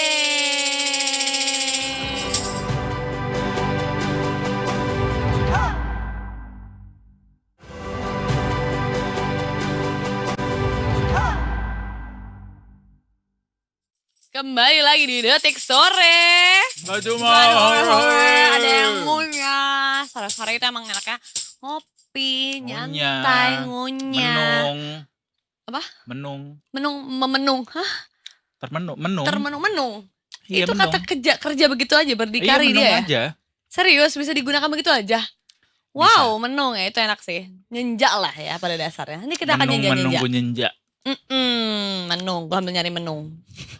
Menung. Kita langsung ngobrol nggak nih Di sama? sini ku termenung. Kenapa itu? Menunggu nunung. Sambil duduk-duduk di atas gunung. Oke. Alright, but anyway Detikers. Kenapa dia? Hiraukan Abaikan apa dong. namanya, jangan hiraukan. abaikan Hiraukan pantun yang tidak penting tadi, puisi yang tidak penting tadi. puisi Yang itu. penting adalah hasil dari babak pertama Indonesia Irak Oh iya, sore ini. 1 jam. Sudah berlangsung 45 menit. 40 menit, oke. Hasilnya Apa? masih 0-0. Masih Di- 0-0, syukurlah. Masih 0-0. Kita lihat statistiknya beberapa saat ini. Ada 6 tembakan dilayangkan sama Indonesia, sementara Irak cuma 2. Dan penguasaan bolanya juga Indonesia 61% berbanding 39%. Mudah-mudahan ini adalah sign positif supaya kita bisa mencetak gol di babak kedua dan berhasil meraih kemenangan. Please, menang dong Indonesia, please. Kita udah bersedih-sedih kemarin kan. Iya, itu breaking news saja buat Iya, nggak apa-apa. menjembatani obrolan kita selanjutnya ke Detik Jateng. Ya kan, Yes. Mong? Soal apa, Mong? Kita akan ngomong. Soal komandante. Aits, Yes, iya kan? Komandante. Ejaannya itu, bahasanya kayak bahasa musik gak sih? Diksinya. Andante. Iya kan? Nah, kita sudah tergabung bersama Mas Rafiq ya. Dari Detik Jateng. Halo Mas Rafiq, selamat datang di Detik Sore. Selamat sore Mbak Nah. Ongga, Mas Edo. Sore Mas Rafiq. Gimana Jateng Iya. hari ini, panas atau dingin Mas Rafiq? Hari ini panas, nggak ada hujan. Oke. Berarti jemuran aman ya. Gak usah Jemuran panik ya, aman lupa ini. diangkat. Iya. Yang nggak aman kayaknya adalah para kader PDIP karena was-was Iya. karena karena partainya pakai sistem komandante untuk menentukan ini ya, apa namanya, kader ya.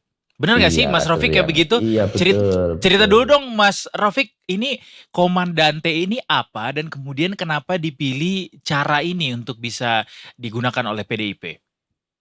Iya, baik. Terima kasih Mas Edo, Mbak Mongga. Jadi komandante Stelsel ya mungkin apa namanya untuk lengkapnya namanya itu. Jadi itu sebenarnya strategi internal dari kalangan PDIP sendiri untuk pemenangan PDIP di Jawa Tengah. Jawa Tengah ini kan dikenal sebagai kandang banteng. Basis banteng ya. Dari dulu iya basisnya PDIP. Jadi mereka tidak ingin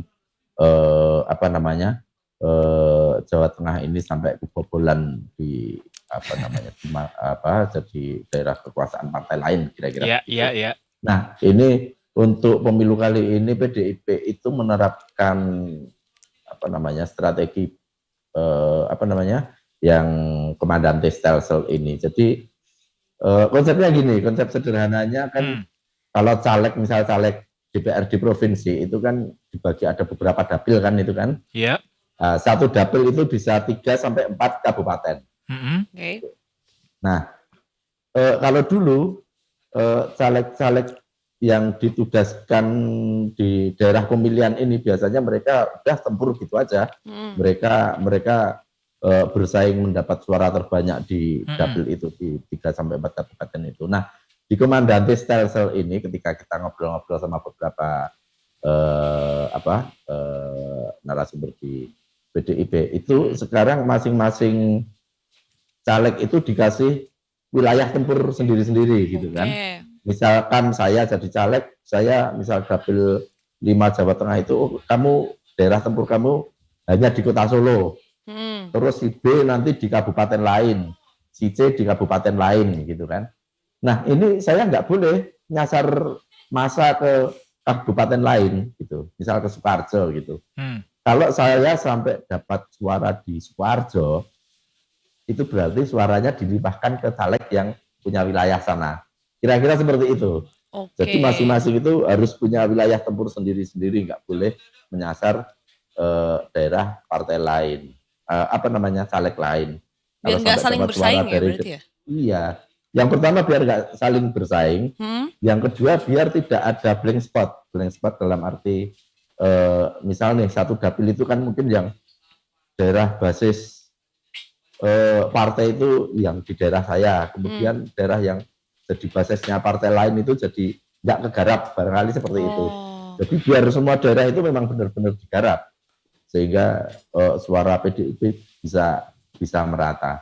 Nah ini pada akhirnya menjadi polemik di kalangan internal setelah beberapa caleg yang memiliki suara besar atau justru terbesar di dapil itu pada akhirnya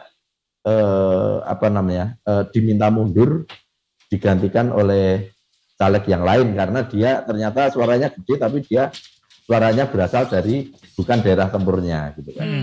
Jadi mungkin dia merasa tidak terima semacam itu. Ini di DPRD Jawa Tengah itu ada 6 orang di DPRD Jawa Tengah dari PDIP yang kemudian memang sebenarnya suaranya banyak dan sudah dinyatakan sebagai caleg yang terpilih ya, caleg yang terpilih, tapi dia pada akhirnya harus mundur karena sistem ini digantikan oleh caleg yang lain. Itu kalau di DPRD Jateng tingkat provinsi. Ini mereka kalau di gimana? Ya ini Kalau mereka di- ya sorry. Maaf ya, Iya. bingung. Inilah dinamika dalam per-onlinean ini. Delay soalnya kan. Iya, iya. Lanjut iya. Mas. Gak apa-apa. Oke, kalau yang di DPRD tingkat 2 atau DPRD kabupaten dan kota ini ternyata ada puluhan. Ada puluhan kemarin sekitar dihitung sekitar 46 yang kemudian mereka harus mundur, harus mundur, dan mereka juga sebagian besar yang di kabupaten dan kota ini melakukan perlawanan baik melalui mahkamah partai, tapi sepertinya ke mahkamah partai agak mental kan karena ini udah kebijakan di partai itu. Nah, kemudian mereka saat ini mengadukan masalah ini ke Dewan Kehormatan Penyelenggara Pemilu DKPP karena KPU ini dia kan yang mundur ini merasa tidak mundur, tapi dari partai menginformasikan ke KPU bahwa ini ada caleg terpilih kami yang mundur, tolong untuk digantikan dengan caleg yang lain. Nah, ini KPU ini hanya mengkonfirmasi masalah mundurnya caleg ini ke partai, tidak ke calegnya langsung, sehingga beberapa caleg itu merasa merasa diperlakukan tidak adil. Kenapa konfirmasinya enggak kami? Ada surat pengunduran diri kok konfirmasinya malah ke partai, enggak ke kami. Akhirnya mereka melaporkan KPU ke DKPP, dan ya pada akhirnya masalah yang semula internal ini pada akhirnya menjadi konsumsi publik juga. Oke. Jadi tadi 6 diminta mundur caleg si kadernya ini, atau memang mereka 6 orang ini mengundurkan diri sebenarnya? Kita sempat ngobrol dengan beberapa caleg di kabupaten yang terimbas, bukan korban ya, mungkin kalau korban terimbas. Boleh juga kok Mas pakai terminologi korban. Jadi mereka itu sebelum maju sebagai caleg itu memang diminta menandatangani surat mengundurkan diri. Itu berlaku untuk semua caleg. Oke. Sehingga ketika ya akhirnya mereka mendapat suara besar tapi enggak dari daerah tempurnya, ya udah partai tinggal berkas yang menjadi salah satu berkas wajib pencalekan ini diserahkan ke KPU semacam itu. Oke. Jadi udah semua caleg udah bikin, belum coblosan aja udah bikin surat pengunduran diri. Dari pengurus DPD PDIP Jawa Tengah sendiri pun sudah mengkonfirmasi hal itu ya. Ini sistem kami memang begitu. Ini sistem kami, persyaratan dari kami ya, ini sebenarnya masalah internal kami. Semacam itu kalau konfirmasi dari DPD PDIP Jawa Tengah. Jadi memang semua sudah harus bikin surat pengunduran diri. Ini sistem ini baru sekarang diterapin atau baru pertama kali ini diterapin atau sebelum-sebelumnya juga pernah, Mas? Kalau di Jawa Tengah baru kali ini, Jawa Tengah baru ini, dan ini dipakai di merata di Jawa Tengah kecuali Solo dan Boyolali. Nah, kenapa dua itu enggak? Kalau alasan dari PDIP karena Solo dan Boyolali itu suaranya di pemilu 2019 sudah sangat besar, sehingga mereka terserah mau memakai strateginya sendiri nggak apa-apa gitu kan. Cuman ketika kita hitung-hitung itu di daerah lain yang mungkin suara PDIP-nya itu di atas 50%, itu juga kayak Wonogiri itu di atas 50%, itu juga masih pakai sistem komandante juga gitu sih. Nggak konsisten ya berarti ya? Iya betul. Ini cuman berlaku di daerah Jateng aja kah, atau misalnya di luar Jateng juga berlaku sistem komandante ini? Kalau dari informasi yang kita dapatkan ini hanya berlaku di Jawa Tengah, karena ini memang betul-betul untuk membentengi kandang banteng ini biar tidak terganggu oleh suara partai lain. Macam itu, apalagi biar efektif ya Mas pemilu. Ya? Iya betul untuk efektif. Jadi semua daerah itu bisa terisi caleg. Cuman pada akhirnya juga menimbulkan beberapa kritikan juga dari beberapa akademisi kan, karena masyarakat ini kan ini sudah sistem proporsional terbuka, demokrasi sudah sangat terbuka.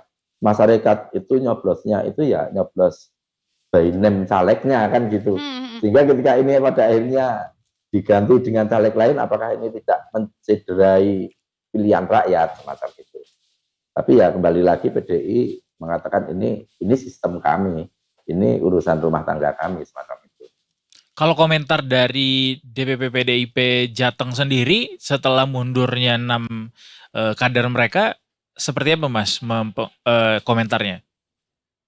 Kalau PDIP sendiri ya, karena itu memang sesuai harapan, jadi memang memang itu yang diharapkan. 6 orang itu memang ternyata dia suaranya besar, tapi karena berasal dari daerah tempur lain, jadi memang mereka diharuskan mundur sama partainya. Pada akhirnya terjadi konflik di internal gitu Mas, ada follow up atau mungkin feedback lanjutankah dari PDIP terkait konflik internal yang akhirnya muncul ke permukaan ini? Kalau dari PDIP sendiri belum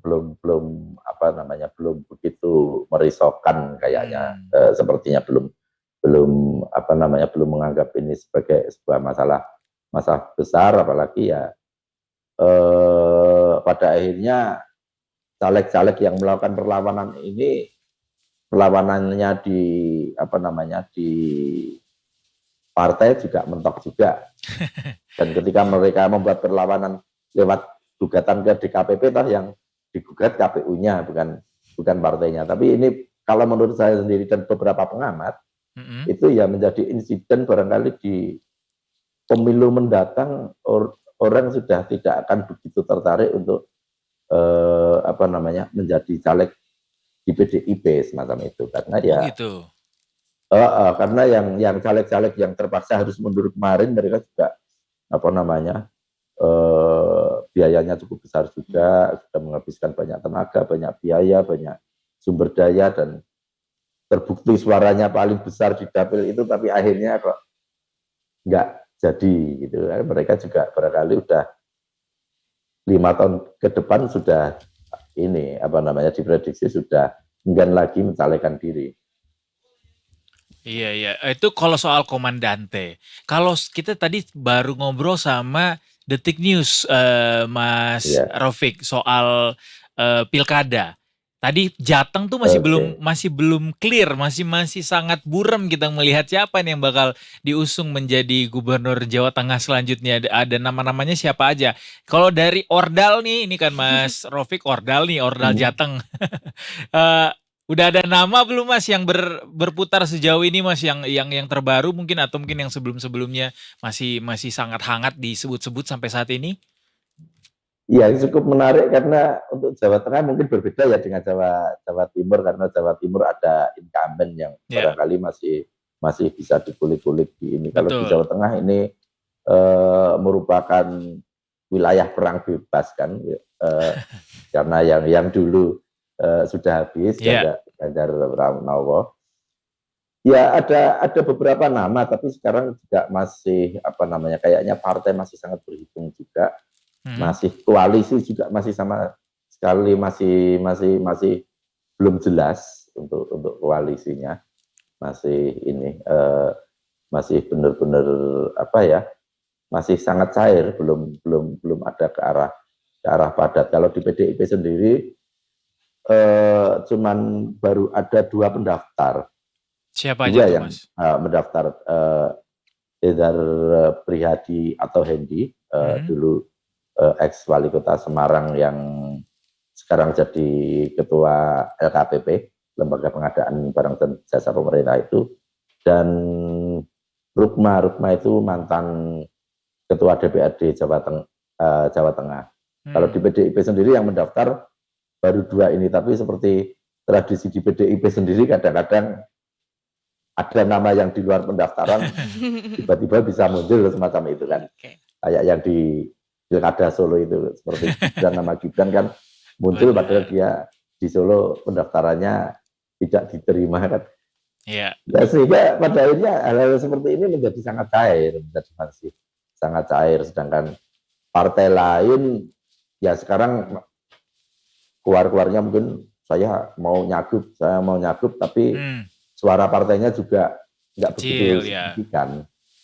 Makanya ya memang karena PDIP di Jawa Tengah ini mendominasi ya. Calon dari PDIP barangkali nanti yang memang benar-benar ini ya dianggap potensi gitu. Tapi pun dari PDIP-nya sendiri belum ada satu nama yang atau dua nama yang cukup mendominasi gitu ya Mas ya, masih samar-samar terdengarnya. Masih sangat samar-samar karena ya di kalangan internal sendiri masih menganggap itu sebagai masih hal yang gaib barangkali semacam itu. Iya. Kalau kata Bu Mega, gua mainin dulu dong gitu ya Mas Rofik ya. Oke deh Mas Rofik, terima kasih banyak laporannya. Terima kasih. Selamat bertugas kembali, salam sama teman-teman Detik Jateng lainnya. Ya, Sehat selalu. Mas Edo, Mbak Mongga, sehat selalu, selamat sore. Bye, selamat sore, matur suwun. Itu tadi obrolan dengan Mas Rofik terkait sistem komandante yang diterapkan PDIP di Jawa Tengah ya, selain dari Boyolali dan Salatiga. Bukan, Boyolali dan Solo. Apa tadi? Akhirnya kita paham. Oke, coba jelasin kembali ke Detikers. Apa itu komandante dan kenapa dipilih sistem komandante di Jawa Tengah? Jadi kalau kenapanya sih gue cukup paham. Karena memang Jawa Tengah kan khasnya kandang bantengnya itu sendiri gitu. Banyak orang yang memilih PDIP, yang mempercayai PDIP untuk memimpin wilayah di situ. Kemudian biar lebih merata dan menyeluruh semua wilayah calon legislatifnya itu bisa apa istilahnya ya, diperhatikan lah gitu, nggak yang aduh ini sana-sana ngasal-ngasal ya. Akhirnya dibuatlah si sistem komandante ini biar tadi pertama kan gue udah tujuan ya. Oke. Sistemnya itu kurang lebih kayak babak penyisihan, cuman gue nggak paham sih cara penilaiannya gimana. Tapi setahu gue harusnya mulanya itu tuh dari survei masyarakat cenderung pilih siapa dari banyak-banyakan suaranya yang paling banyak mana. Nah disitulah harusnya dia memilih taruhlah Edo banyak di wilayah Wonogiri. Oke, lo jaga Wonogiri ya. Tapi yang jadi keanehan adalah 6 kader ini malah justru dia yang paling banyak di wilayah itu. Tapi karena dia malah masuk ke wilayah lain, ya dia disuruh mengundurkan diri dari ya wilayah yang sebenarnya nggak banyak di situ. Gimana gitu ya, kurang lebih gitulah. Tapi lumayan paham lah setidaknya. Oke, yang setidaknya mau nggak sendiri paham ya Detikers ya. Ya, saya aja yang paham. But anyway, kita mau break dulu. Sekalian mau infoin, ini tadi kita udah infoin sih. Babak pertama itu half time Indonesia Irak 0-0. Sekarang udah lanjut lagi, udah jalan mulai jalan 22 menit berselang babak kedua dan masih 0-0 juga. Kita doakan semoga Timnas bisa mencetak 1 gol dan Irak bisa dijaga supaya tidak sampai membobol gawang kita. Amin. Nanti kita update terus sampai Sunset Talk berakhir. Harusnya sih pertandingan sudah berakhir juga ya. Aduh, deg-degan. Sambil kita siaran sambil deg-degan. Jangan kemana-mana Detikers. Saat lagi kita hadir lagi di Detik Sore. Ya cuma hore-hore. Yoi.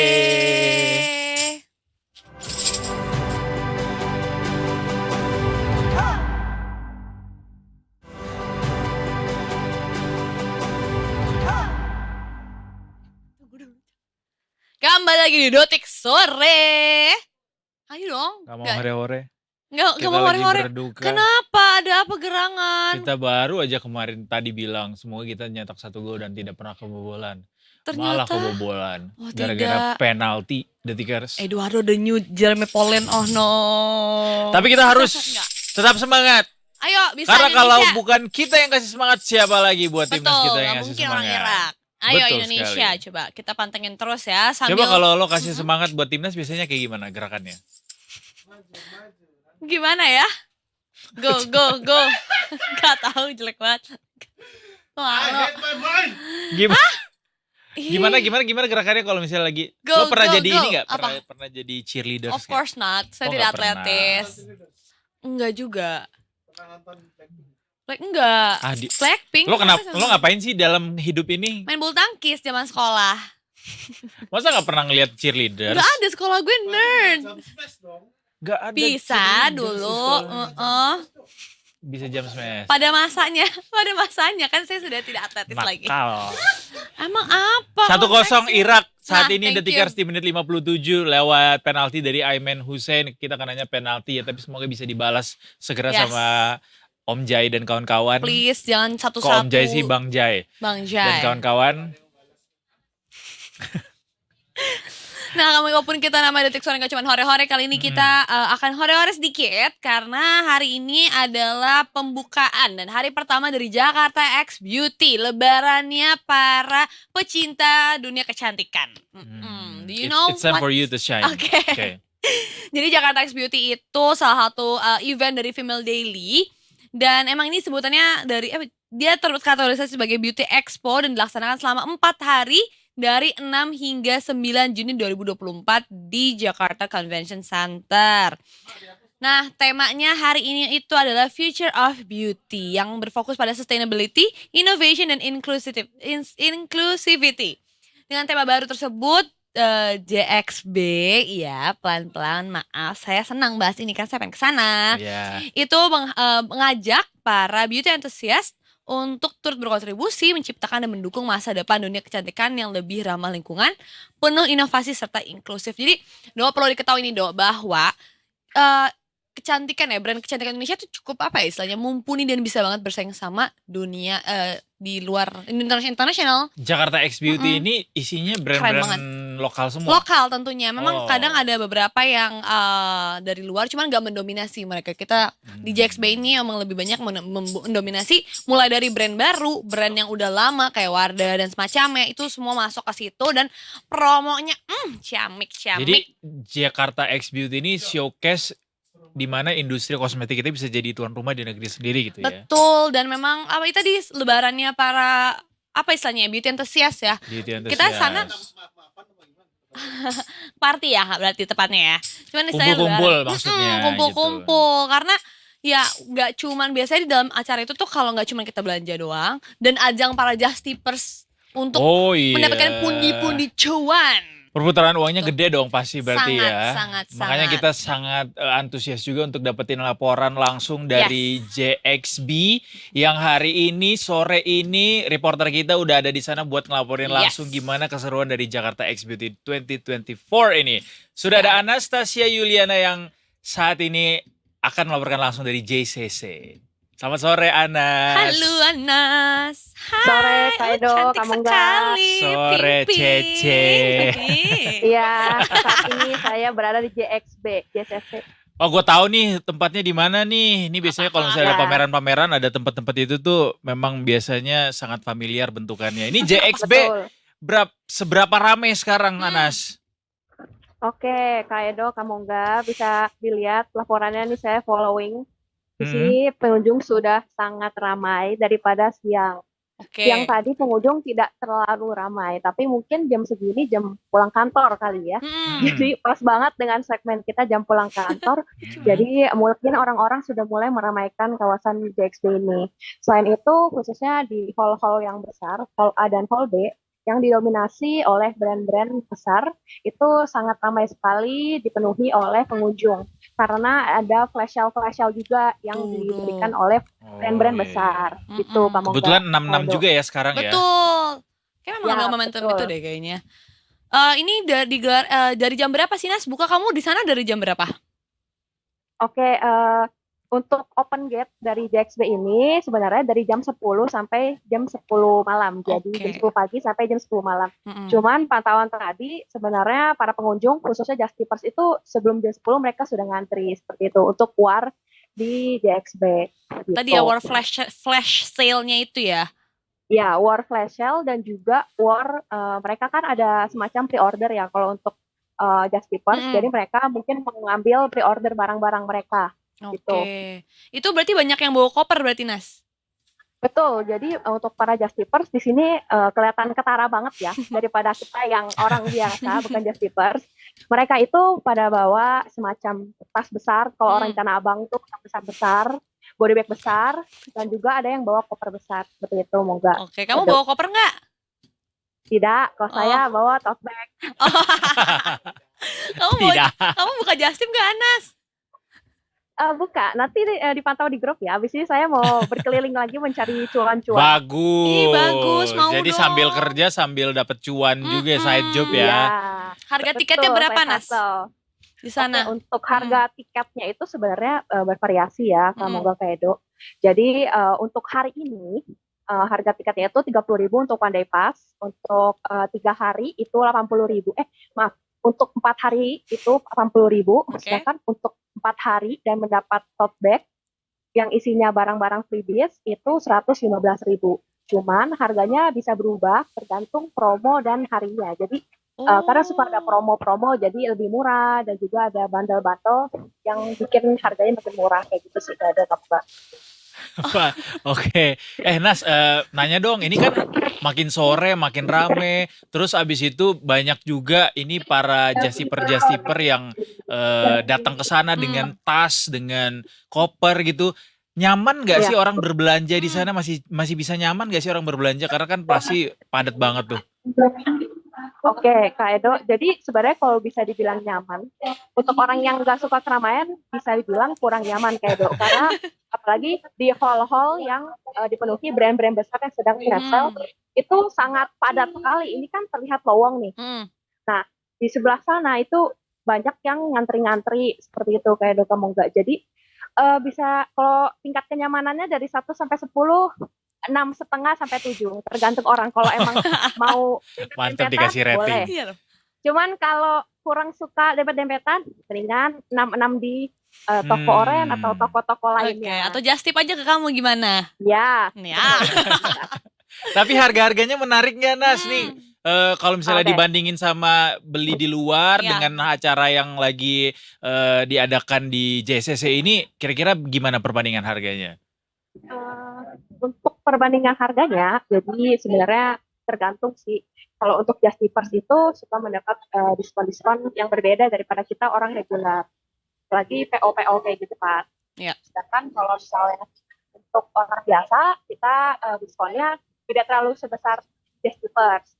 Cuman kalau dilihat sebenarnya lebih cuan atau enggak, ya. Cuman kan kita memperhitungkan hal lainnya, kayak kamu enggak, kayak misalnya kita ongkos ke sini, Iya. masuk bayar tiket, capek, kayak gitu. Jadi menurutku lebih, kita Iya, bisa bilang cuan karena kita mendapatkan experience dan excitement yang berbeda, kayak gitu. Baik. Oke. Sama satu lagi dong, nanya dari pantauan sejauh ini, brand atau mungkin kosmetik apa yang paling banyak diincar sama orang di sana? Oke, Kak Edo, kamu enggak. Jadi untuk inisial brandnya ya, brand-brand besar lokal yang diminati itu brand inisial S, brand inisial I, Oke. B, seperti itu untuk Oke, produk-produk walaupun gua nggak tahu sih kecantikan. ya itu inisial itu. Brand inisial S harusnya tahu ya. Tahu. Oke. I'm trying to remember. Dan untuk tambahan informasi, Kak Edo, kamu enggak, di JXB sendiri bukan hanya brand fair aja, kayak beauty fair aja, tapi banyak aktivitas-aktivitas lain yang bisa dilakukan oleh para pengunjung. Misalnya Apalagi tuh? untuk orang tua yang membawa anak, itu ada tempat bermain untuk anak-anak, ada tempat makan juga, food court, terus ada juga hall seperti ini. Nanti ada talk show bersama beauty creators dan juga para officer dari Female Daily, sharing-sharing seputar pengetahuan di beauty gitu. I see, seru ya. Ini acaranya sampai tanggal berapa, sorry? 9 ya? 9 Juni. Acaranya sampai 9 Juni hari Minggu. Buat detikers direkomendasiin kira-kira datang kapan tuh? Karena kan pasti makin weekend makin rame nih. Sabtu Minggu pasti rame. Kamu kan udah datang dari tadi ya, setelah pulang kantor. Nah, jam berapa itu kira-kira kamu rekomendasiin? Menurutku mendingan datang pagi, karena kalau pagi itu belum terlalu rame. Kalau sore ini hari Kamis aja rame dan banget, apalagi hari Jumat, apalagi hari Sabtu, apalagi hari Minggu. Belum lagi ada artis-artis juga kan, sama beauty creator yang cukup terkenal, jadi para antusias untuk ketemu mereka, jadi makin rame lagi. Dan setiap brand juga bawa artis masing-masing, bawa kreator masing-masing, jadi setiap brand juga ikut gak mau kalah ramenya sama hall ini. Oke. Gitu. Siap, berarti mungkin hari ini bisa langsung ke sana karena katanya masih nggak terlalu padat ya? Ya kan? Ya, lumayan. Baiklah, terima kasih banyak Anas untuk laporannya. Seru banget kayaknya aktivitasnya di sana. Selamat melanjutkan aktivitas di sana. Selamat menyelenggarakan jasa titipnya. Semoga cuan yang banyak ya. Amin. Bye. Seru banget, gue pengen ke sana. Harusnya gue di sana. Ya udah besok lo ke sana lagi. Oke, iya. Nggak tahu sih. Nah itu dia nasib saya. Besok lagi. Habis ini masih ada Sunset Talk Detikers. Kita akan bahas soal yang panas-panas. Iya, cuaca panas atau gelombang panas yang saat ini makin merajalela. termasuk di Indonesia juga kita akan bahas bareng Detik Health. Sesaat lagi Detik Health, jangan kemana-mana, tetap di Detik Sore. Gak cuman hore hore. Du.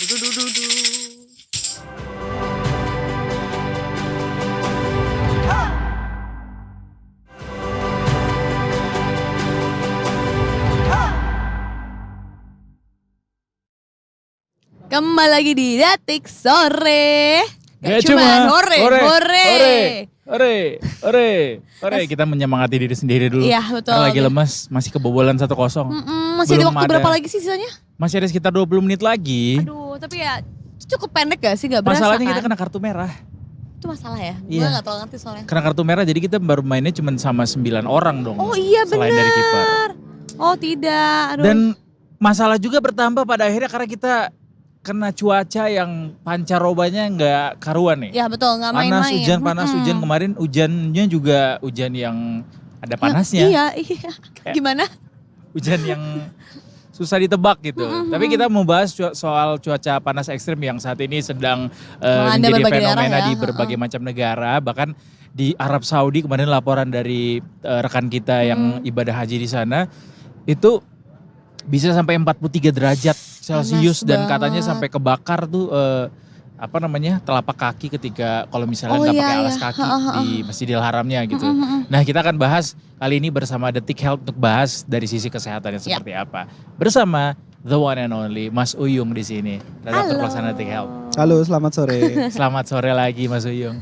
Mas Uyung, kali ini kita mau bahas soal apa Bang? Cuaca panas Cuaca dan panas. gelombang panas. Nah kan akhir ini juga ada kabar bahwa puluhan orang ya meninggal akibat heat wave di India. Kan ada heat wave, ada cuaca panas, ada gelombang panas. Sebenarnya apa sih bedanya Mas? Ada kriterianya sebenarnya untuk dikategorikan heat wave atau sekedar cuaca panas gitu. Oke. Dan kalau kata BMKG yang terjadi di Indonesia sebenarnya bukan heat wave, ya sekedar cuaca panas saja karena kita udah beberapa wilayah kan sudah masuk kemarau. Ya wajar kalau lebih panas dari biasanya, tapi belum masuk kategori heat wave. Definisinya seperti apa aku juga nggak hafal sih, tapi yang pasti kalau untuk sekarang ini terutama di sini panasnya kayaknya ya belum yang ekstrim kayak yang sampai 40 kayak gitu. Makanya. Walaupun ya beberapa kali panasnya itu memang beneran menyengat gitu. Biasa sih kita panas juga karena kelembaban yang tinggi juga kan, makanya rasanya lebih panas daripada yang seharusnya. Ya, banyak Iya kan? faktor sih, kayak tutupan awan segala macam itu kadang-kadang sebenarnya nggak terlalu panas, tapi UV-nya, paparan UV-nya lebih tinggi, jadi lebih kayak kebakar gitu, lebih terasa. Nah kan kita bahas kesehatan nih sama Mas Uyung, berarti apa ya kira-kira hal yang bisa dampaknya terhadap kesehatan juga pertama? Dampaknya bisa dilihat ini sekarang saya pilek. Pilek tuh termasuk dampak dari cuaca panas ekstrim ini Mas? Lebih ke cuaca yang tidak menentu sih kalau saya ya. Akhirnya imun tubuh yang diserang gitu. Ya, karena nggak cuma panas, beberapa waktu yang lalu kan juga hujan kan, sempat hujannya bener-bener deres. Gede banget. Tapi nggak rata, jadi kayak di klaster sebelah itu kering kerontang gitu loh. Tapi di klasterku sampai tumpah kemana-mana. Beda iklim ya? Jadi hujannya lokal per klaster ya, by klaster ya? Mungkin tergantung iuran lingkungannya. Bisa lucu juga Mas Uyung. Tapi secara dampak ketika cuacanya lebih panas dari biasanya, itu ada dampak penyakit jadi lebih mudah menyerang atau gimana? Cuaca yang cepat banget berubah, ekstrim segala macam kayak gitu itu kan yang paling gampang dirasakan kan ke daya tahan ya. Daya tahannya harus menyesuaikan ke hangat, harus menyesuaikan ke dingin kayak gitu, ya lebih struggle gitulah. Ketika daya tahan tubuhnya turun ya apapun gampang masuk. Jadi kalau misalnya ada flu, ada apa gitu, tumbang itu lebih gampang gitu. Yang punya masalah pencernaan gitu lebih gampang sampai ke pencernaan perutnya. juga. Ya kalau misalnya gampang diare taruhlah seperti itu. Ketika daya tahan tubuhnya nggak bagus, biasanya nggak cuci tangan biasa aja gitu, jadi lebih sensitif. Bisa aja kan seperti itu kayak gitu. Ya. Nah kan ini panas nih, UV ray-nya tinggi, kemudian juga suhunya tinggi, terutama di Jakarta dan sekitarnya ya. Kira-kira hal yang bisa melindungi kita dari akibat heat stroke gitu kan, itu apa ya kira-kira Mas Uyung? Ada ya sampai stroke ya? Ada sih harusnya kalau misalnya kena paparan langsung mungkin. Ya itu risiko juga sih, daya tahan tubuh orang kan beda-beda. Ada yang toleransi terhadap panasnya itu lebih tinggi ya. Mau dijemur seharian di lapangan juga nggak apa-apa. Ada yang kena panas sedikit aja ini. Ya tahu kondisi sih, kalau misalnya memang tidak kuat panas ya kita bisa memperkirakan hari ini misalnya cuacanya akan panas.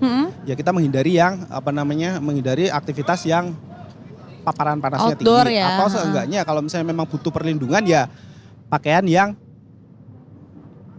yang melindungi kayak gitu. Atau kalau misalnya cuacanya kira-kira mau hujan ya bawa payung, ya gitu-gitu sih, antisipasi aja sih kalau. Lagi-lagi prevensi ya, mitigasi kalau istilahnya Do ya. Kalau saya sih biasanya gini, kalau cuaca seperti ini aku selalu bawa satu style pakaian buat ganti. Jadi kalau misalnya mulai nggak usah kehujanan deh, keringetan heboh kayak gitu aja. Kalau misalnya udah mulai nggak nyaman ya udah ganti aja. Karena potensi berkeringat jadi lebih besar gitu ya. Nggak nyaman aja sih, nggak nyaman kalau udah nggak nyaman gitu kan. Ya gampang drop sih kalau aku ngerasain. Kalau keringetan basah rambut baju basah kan kita juga gampang masuk angin. Iya, masuk angin. Ya, sekedar nggak nyaman itu juga nggak enak sih, maksudnya kerja juga nggak produktif kan kalau misalnya harus rasanya lengket-lengket gimana kayak gitu. Di lantai 9 ini pun walaupun kita di bawah AC tetap lebih panas daripada biasanya nggak sih? Beberapa hari ini iya kan? Beberapa hari ini lebih ke gerah sih sebenarnya, bukan panas yang menyengat gimana gitu, tapi kayak AC-nya nggak berasa. Iya. Kayak nggak berasa. Atau AC-nya yang bermasalah atau emang cuaca aja yang terlalu ekstrim daripada biasanya? Ya biasanya berdampak ke situ sih. Kalau misalnya di luar cuacanya lebih panas, di dalam pun akan AC-nya akan terasa lebih kurang efektif. Listriknya juga lebih tinggi tuh pasti. Ya ada yang bisa jawab, bisa. Iya bisa jadi Iya sih. kan? Karena biasanya mungkin kita pasangnya di 26, 25 jadinya malah lebih tinggi sehingga akhirnya daya listrik yang disengat juga makin gede kan. Bisa jadi ke situ. Kalau ini ada yang nanya, suhu panas tuh berdampak nggak sama kesehatan mental Mas Uyung? Kalau misalnya bisa sampai mental terganggu nggak gara-gara suhu panas? Ada sih sebenarnya kaitannya, entah langsung atau tidak langsung, tapi beberapa penelitian kan memang mengaitkan. Kalau misalnya pernah nggak sih ngalamin kalau misalnya hujannya lagi rintik-rintik kayak gitu, rasanya gloomy, rasanya gampang galau, gampang nangis, galau kayak gitu.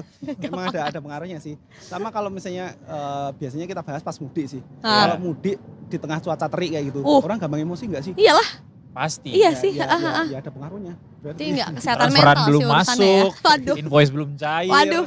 Dah lah. Curhat nih Pak. Semua yang ditemui pasti karena pada fisik sentimen. dan mental kadang-kadang juga erat juga kaitannya. Kalau misalnya kita udah panas gitu kan bikin gampang capek ya. Kalau gampang capek gitu. Gampang stres ya. Capek pikiran juga. Ya mental juga yang kena kan. Iya sih benar-benar. Ada ini enggak semacam meditasi atau mungkin treatment untuk kita tuh biar bisa secara mental tuh bisa lebih zen gitu di tengah cuaca panas yang bikin kita uring-uringan Mas Uyung? Kalau masalahnya cuman suhu, temperatur, ya udah cari yang adem aja sih. Cari yang adem, kurangi aktivitas di luar ya? Iya. Kadang kalau misalnya gue pribadi ya, misalnya panas nih di luar terus ya pasti kita lebih haus kan? Ya, nah ke minimarket lah, beli tuh pasti yang ambil dari kulkas dingin, si tempel ke kepala, itu enak banget. Ya terus nanti balikin lagi nggak usah balikin. Jangan dong Mas, jangan dong, harus bayar dong. Ini ngambil botol minum. Botolnya harus ditempel. Itu nggak ada dampaknya Mas Uyung yang tiba-tiba suhu sedingin itu ditempelin ke badan kita yang panas gitu misalnya? Aku sih enggak. Enggak tuh, karena kita butuh kan. Lumayan biar nggak marah-marah pas keluar minimarket, belum lagi harus bayar juru parkir kan. Nanti saya ngamuk. Ke gue ngaruh loh itu. Apa? Kalau misalnya tiba-tiba panas terus habis itu gue masuk ke tempat yang dingin, kepala pusing. Makanya wawasin lo tipes kan. Di luar panas lebih ke faktor Yuswa ya. Perubahan suhu yang mendadak drastis. Gitu, memang buat beberapa orang pengaruh sensitif ya. Emang mungkin buktinya Mas Uyung langsung pilek. Iya juga. Kamu keseringan nempel kali Mas? Atau minum es seringnya Mas? Kurang banyak es. Kurang banyak. Karena cuma ditempel sih di teguk juga, jangan lupa, betul. Yang bikin makin parno juga kan ini kita kemarin sempat heboh flu Singapura. Terus COVID lagi merebak. Terus udara lagi panas kayak gini. It's either the blessing or the disguise yang kita dapat Mas Uyung. Apakah cuaca panas justru bikin kuman-kumannya mati? Yang mana itu sering kita dengar waktu awal-awal pandemi merebak gitu kata pemerintah kan, kita cuacanya panas, tropis, jadi kuman-kuman tuh mati duluan sebelum masuk ke hidung gitu. Ya mati ganti kuman yang lain kan macam-macam juga sifatnya, ada yang tahan dingin, ada yang tahan panas. Kuman kan banyak, nggak cuma COVID doang. Betul, makanya apakah jadinya potensi kuman akan jadi lebih mudah masuk atau bakteri lebih mudah masuk ke kita? Shifting aja sih, ganti shift aja sih. COVID istirahat dulu. Gede diare abis itu ya. Jadi ini aja ya, berdasarkan pengalaman masing-masing aja mitigasinya ya. Kalau memang Sesuaikan ya. Ya pasti ada tren sih, kayak sekarang itu pancaroba kayak gitu, ISPA pasti naik. ISPA itu kan manifestasi klinis aja, maksudnya penyebab ISPA panas nggak panas naik sih kalau Jakarta. Iya. Ya faktor polusi segala macam kayak gitu. Tapi belakangan kan memang naik kan, banyak yang pilek segala macam kayak gitu. Ya bisa dimitigasi juga kalau misalnya memang ada tren seperti itu. Nih katanya kan kemarin baru aja sedang terjadi nih sekarang panas ekstrim di India, bahkan salah satu konten creator Indonesia di India tuh sampai kalau mau tidur yang dicelup tuh selimutnya dicelup gitu. Pernah lihat gak Mas? Dia dicelup air saking panasnya buat tidur pakai selimut basah. Tidur pakai selimut basah. 2 jam kering. Bayangin. Itu nggak paru-paru basah dia. Nah itu pertanyaannya, tapi kan satu sisi juga nggak bisa tidur. Paru-paru harus basah dong, kalau nggak basah jadi kayak spon. Iya sih Mas, tapi ada gitu nama penyakit yang namanya paru-paru basah Mas. Emang Mas Uyung lucu ya sekarang ya? Kayaknya bisa deh gantiin kita di Detik Sore. Keripik paru.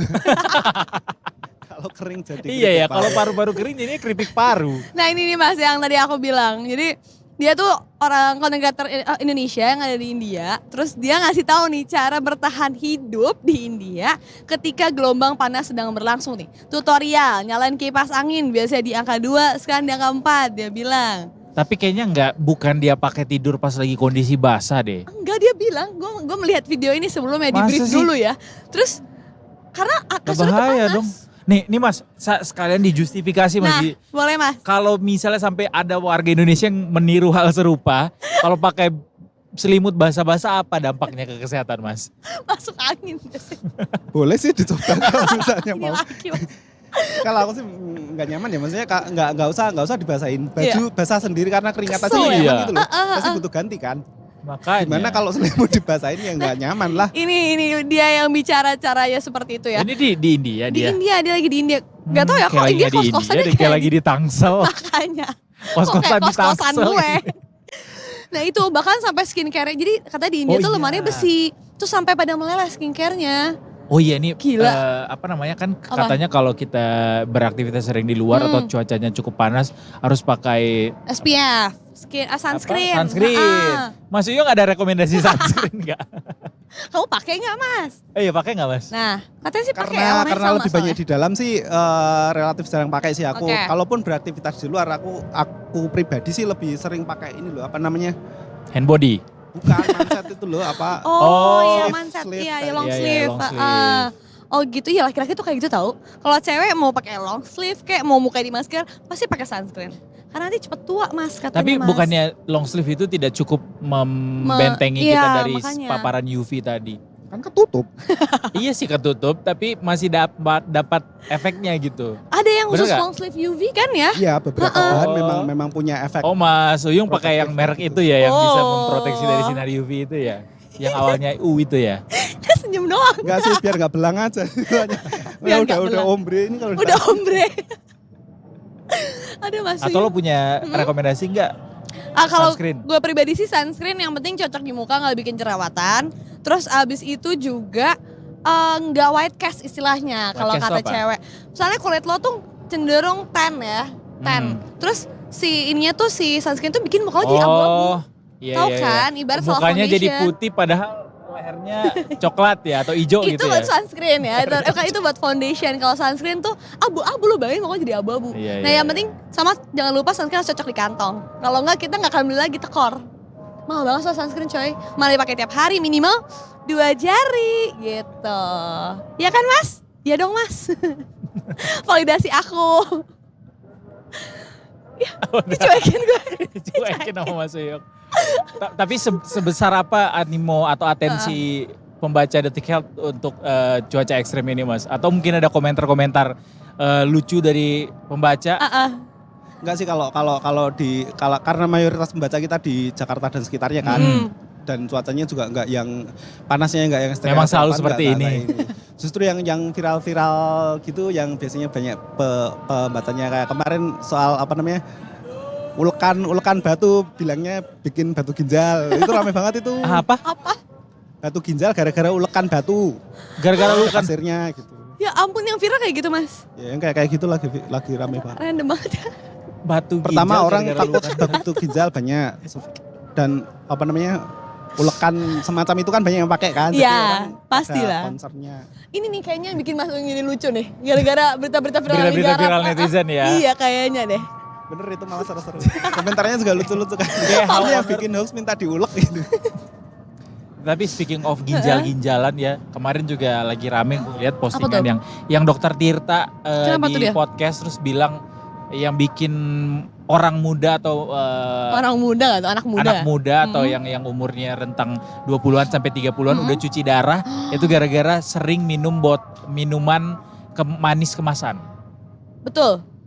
Iya ada benarnya. Jadi fungsinya ginjal itu kan filtrasi kan. Ya. Jadi darah itu apa namanya zat-zat yang tidak terpakai oleh tubuh itu difilter lewat darah itu difilternya di ginjal. Nah kalau misalnya banyak minuman segala macam yang bahan-bahan kimia yang sebenarnya tidak dibutuhkan oleh tubuh kan berarti kerja ginjalnya lebih berat. Semakin banyak disiksa kayak gitu ya over abuse kan berarti ya wajar kalau ginjalnya. Abuse ginjal. Ginjal cepat aus gitu. Iya, aduh hati-hati. Masuk akal. Mas Uyung sering nggak dulu waktu muda minum minuman manis kemasan? Nggak terlalu. Kamu ini ya teh cekek minumnya ya mas ya? Es cekek. Enggak sih saya bukan yang doyan minuman aneh-aneh. Enggak ya? Bawa botol minum sendiri rumah yang ya menghindari banget gitu juga enggak. Tapi ya sewajarnya aja lah. Maksudnya enggak yang setiap hari harus yang apa gitu. Soalnya emang ada beberapa orang ya teman-teman kita tuh yang nggak bisa minum air mineral juga kan.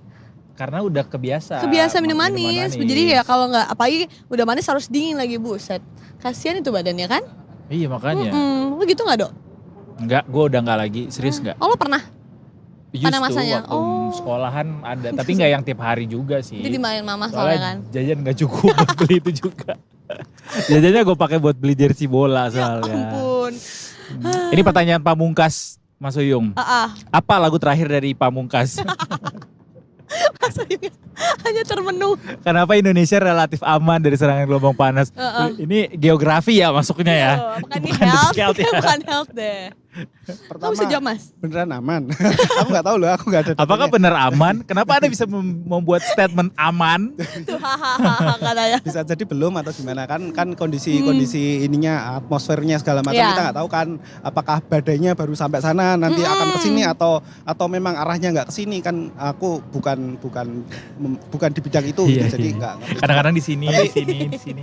Tapi untuk saat ini yang pasti memang kalau dibandingkan dengan India yang katanya tadi sampai 50, 40 segala macam. Di sini kan sepanas-panasnya berapa sih? 35 itu udah panas banget kan. Ini kerasanya. Jadi ya enggak yang belum yang se ekstrim itu India, sampai. Ya. Gitu. Walaupun beberapa orang juga bikin eksperimen kan masa telur di aspal gitu. Ya. Terus telurnya dimakan enggak tuh? Setelah dimakan di aspal. Emang butuh mateng. Ya kan kadang-kadang setengah mateng juga doyan kan. Iya sih bener sih. Yang penting gak amis aja kan. Iya itu pertanyaan yang tepat sih. Betul. Aduh. Sama satu lagi gue sering kayak gini nih. Apa tuh? Soalnya di gue kejadian. Kalau misalnya lagi cuaca panas banget, terus gue cari minuman dingin. Gue ingat waktu kecil tuh kayak melakukan itu, terus nyokap gue bilang, nggak boleh langsung minum minuman dingin lagi cuaca panas-panas kata gitu, atau makan es pas lagi panas-panas gitu. Itu ada pengaruhnya emang mas? Ada korelasinya mas? Kita nunggu ini punchline-nya. Karena kan ya kan ketika masuk ke tubuh ya dia suhu disesuaikan minumannya akan menyesuaikan diri dengan ini. Harusnya badan bisa beberapa langsung orang kalau misalnya menyesuaikan. memang sudah sensitif sama dingin gitu, bereaksi ada radang segala macam itu ya bisa aja kalau misalnya bukan karena biasa perubahan suhu yang drastis itu ya. Bisa ke sih. tubuh, bisa gitu. ya tergantung itu tadi apa namanya kekuatan gimana biasanya aja sih sebenarnya karena tiap orang juga beda-beda kan ininya reaksinya. Gimana biasanya aja ya mas. Anyway, seru banget ngobrol sama Mas Uyung, banyak ketawanya nih makin Iya loh, kesini. malah pilek dia. Titip ya tim Detik Sore sering-sering aja ngundang Mas Uyung biar kita seru. ketawa terus. Gue yakin banget ini masih permukaannya Mas Uyung. Iya. Kalau kita telusuri lagi ke dalamnya, Kita ngakak-ngakak. wah makin ngaco lagi Bahaya, jokesnya pasti. Mungkin ada jokes-jokes yang on air nggak boleh ditayangin gitu. But anyway, terima kasih Mas Uyung Terima kasih Mas Uyung. Efek cuaca panas juga. untuk kembali lagi di Detik Sore. Kopiar tadi.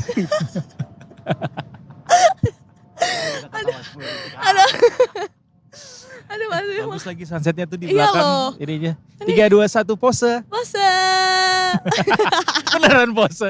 Oke, Detikers terima kasih banyak sudah mau. Kita sambil update ini ya, update skor ya. Karena harusnya loh. udah kelar nih.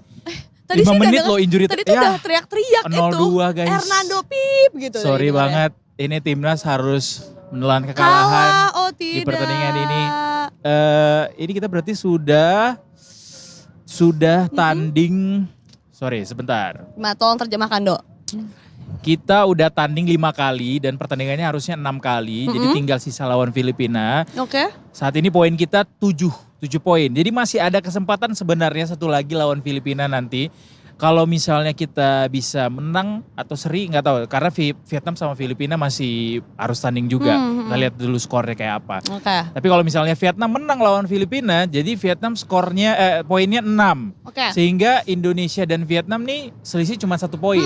Kalau misalnya Indonesia kalah sama Filipina nanti di pertandingan terakhir, Indonesia gagal lolos dari babak putaran. Alright. Tapi kalau misalnya seri, kita lihat dulu pertandingan Vietnam melawan Irak. Jadi masih ada gitu. harapan sebenarnya, tapi yang sekarang ya kalah dulu, nggak apa-apa lah. Mudah-mudahan belajar dari kekalahan ini, Ya, kemudian nanti betul. bisa menang lawan Filipina. Karena masih mainnya di GBK. Oh masih di GBK, masih di macet GBK. berarti ya daerah Masih sana akan ya. macet. Oke, Terima baik. kasih sekali lagi Mas Terima kasih, Uyung. Mas Uyung. Mau closing nggak? Ya boleh. Mau closing nggak Mas Uyung? Ayo, jangan lupa kita ke ya. Nanti kerjaan kemana-mana, Udah, jangan ada kemana-mana kali kan kita jadinya makanya. Detikers tetap nonton Detik Sore Iya. buat minggu ini masih ada di hari Jumat ya. Masih ada besok, Ha-ha. masih di jam yang sama, di jam Ya. setengah 4 sampai jam 6 sore. Makanya sekarang kita pamit undur diri dulu Jangan juga. lupa follow dulu Iya, Instagram. follow seluruh semuanya, sosial media Detikcom di @detikcom, apapun itu sosial medianya dan saya Doris Maragir pamit Saya Lumang Harahap, dan juga Mas Uyung. Mas Uyung di sini dan seluruh kerabat kerja tim yang bertugas juga pamit undur diri. Terima kasih, mohon maaf kalau ada salah-salah kata. Besok kita jumpa lagi di Detik Sore. Gak cuman hore. Bye.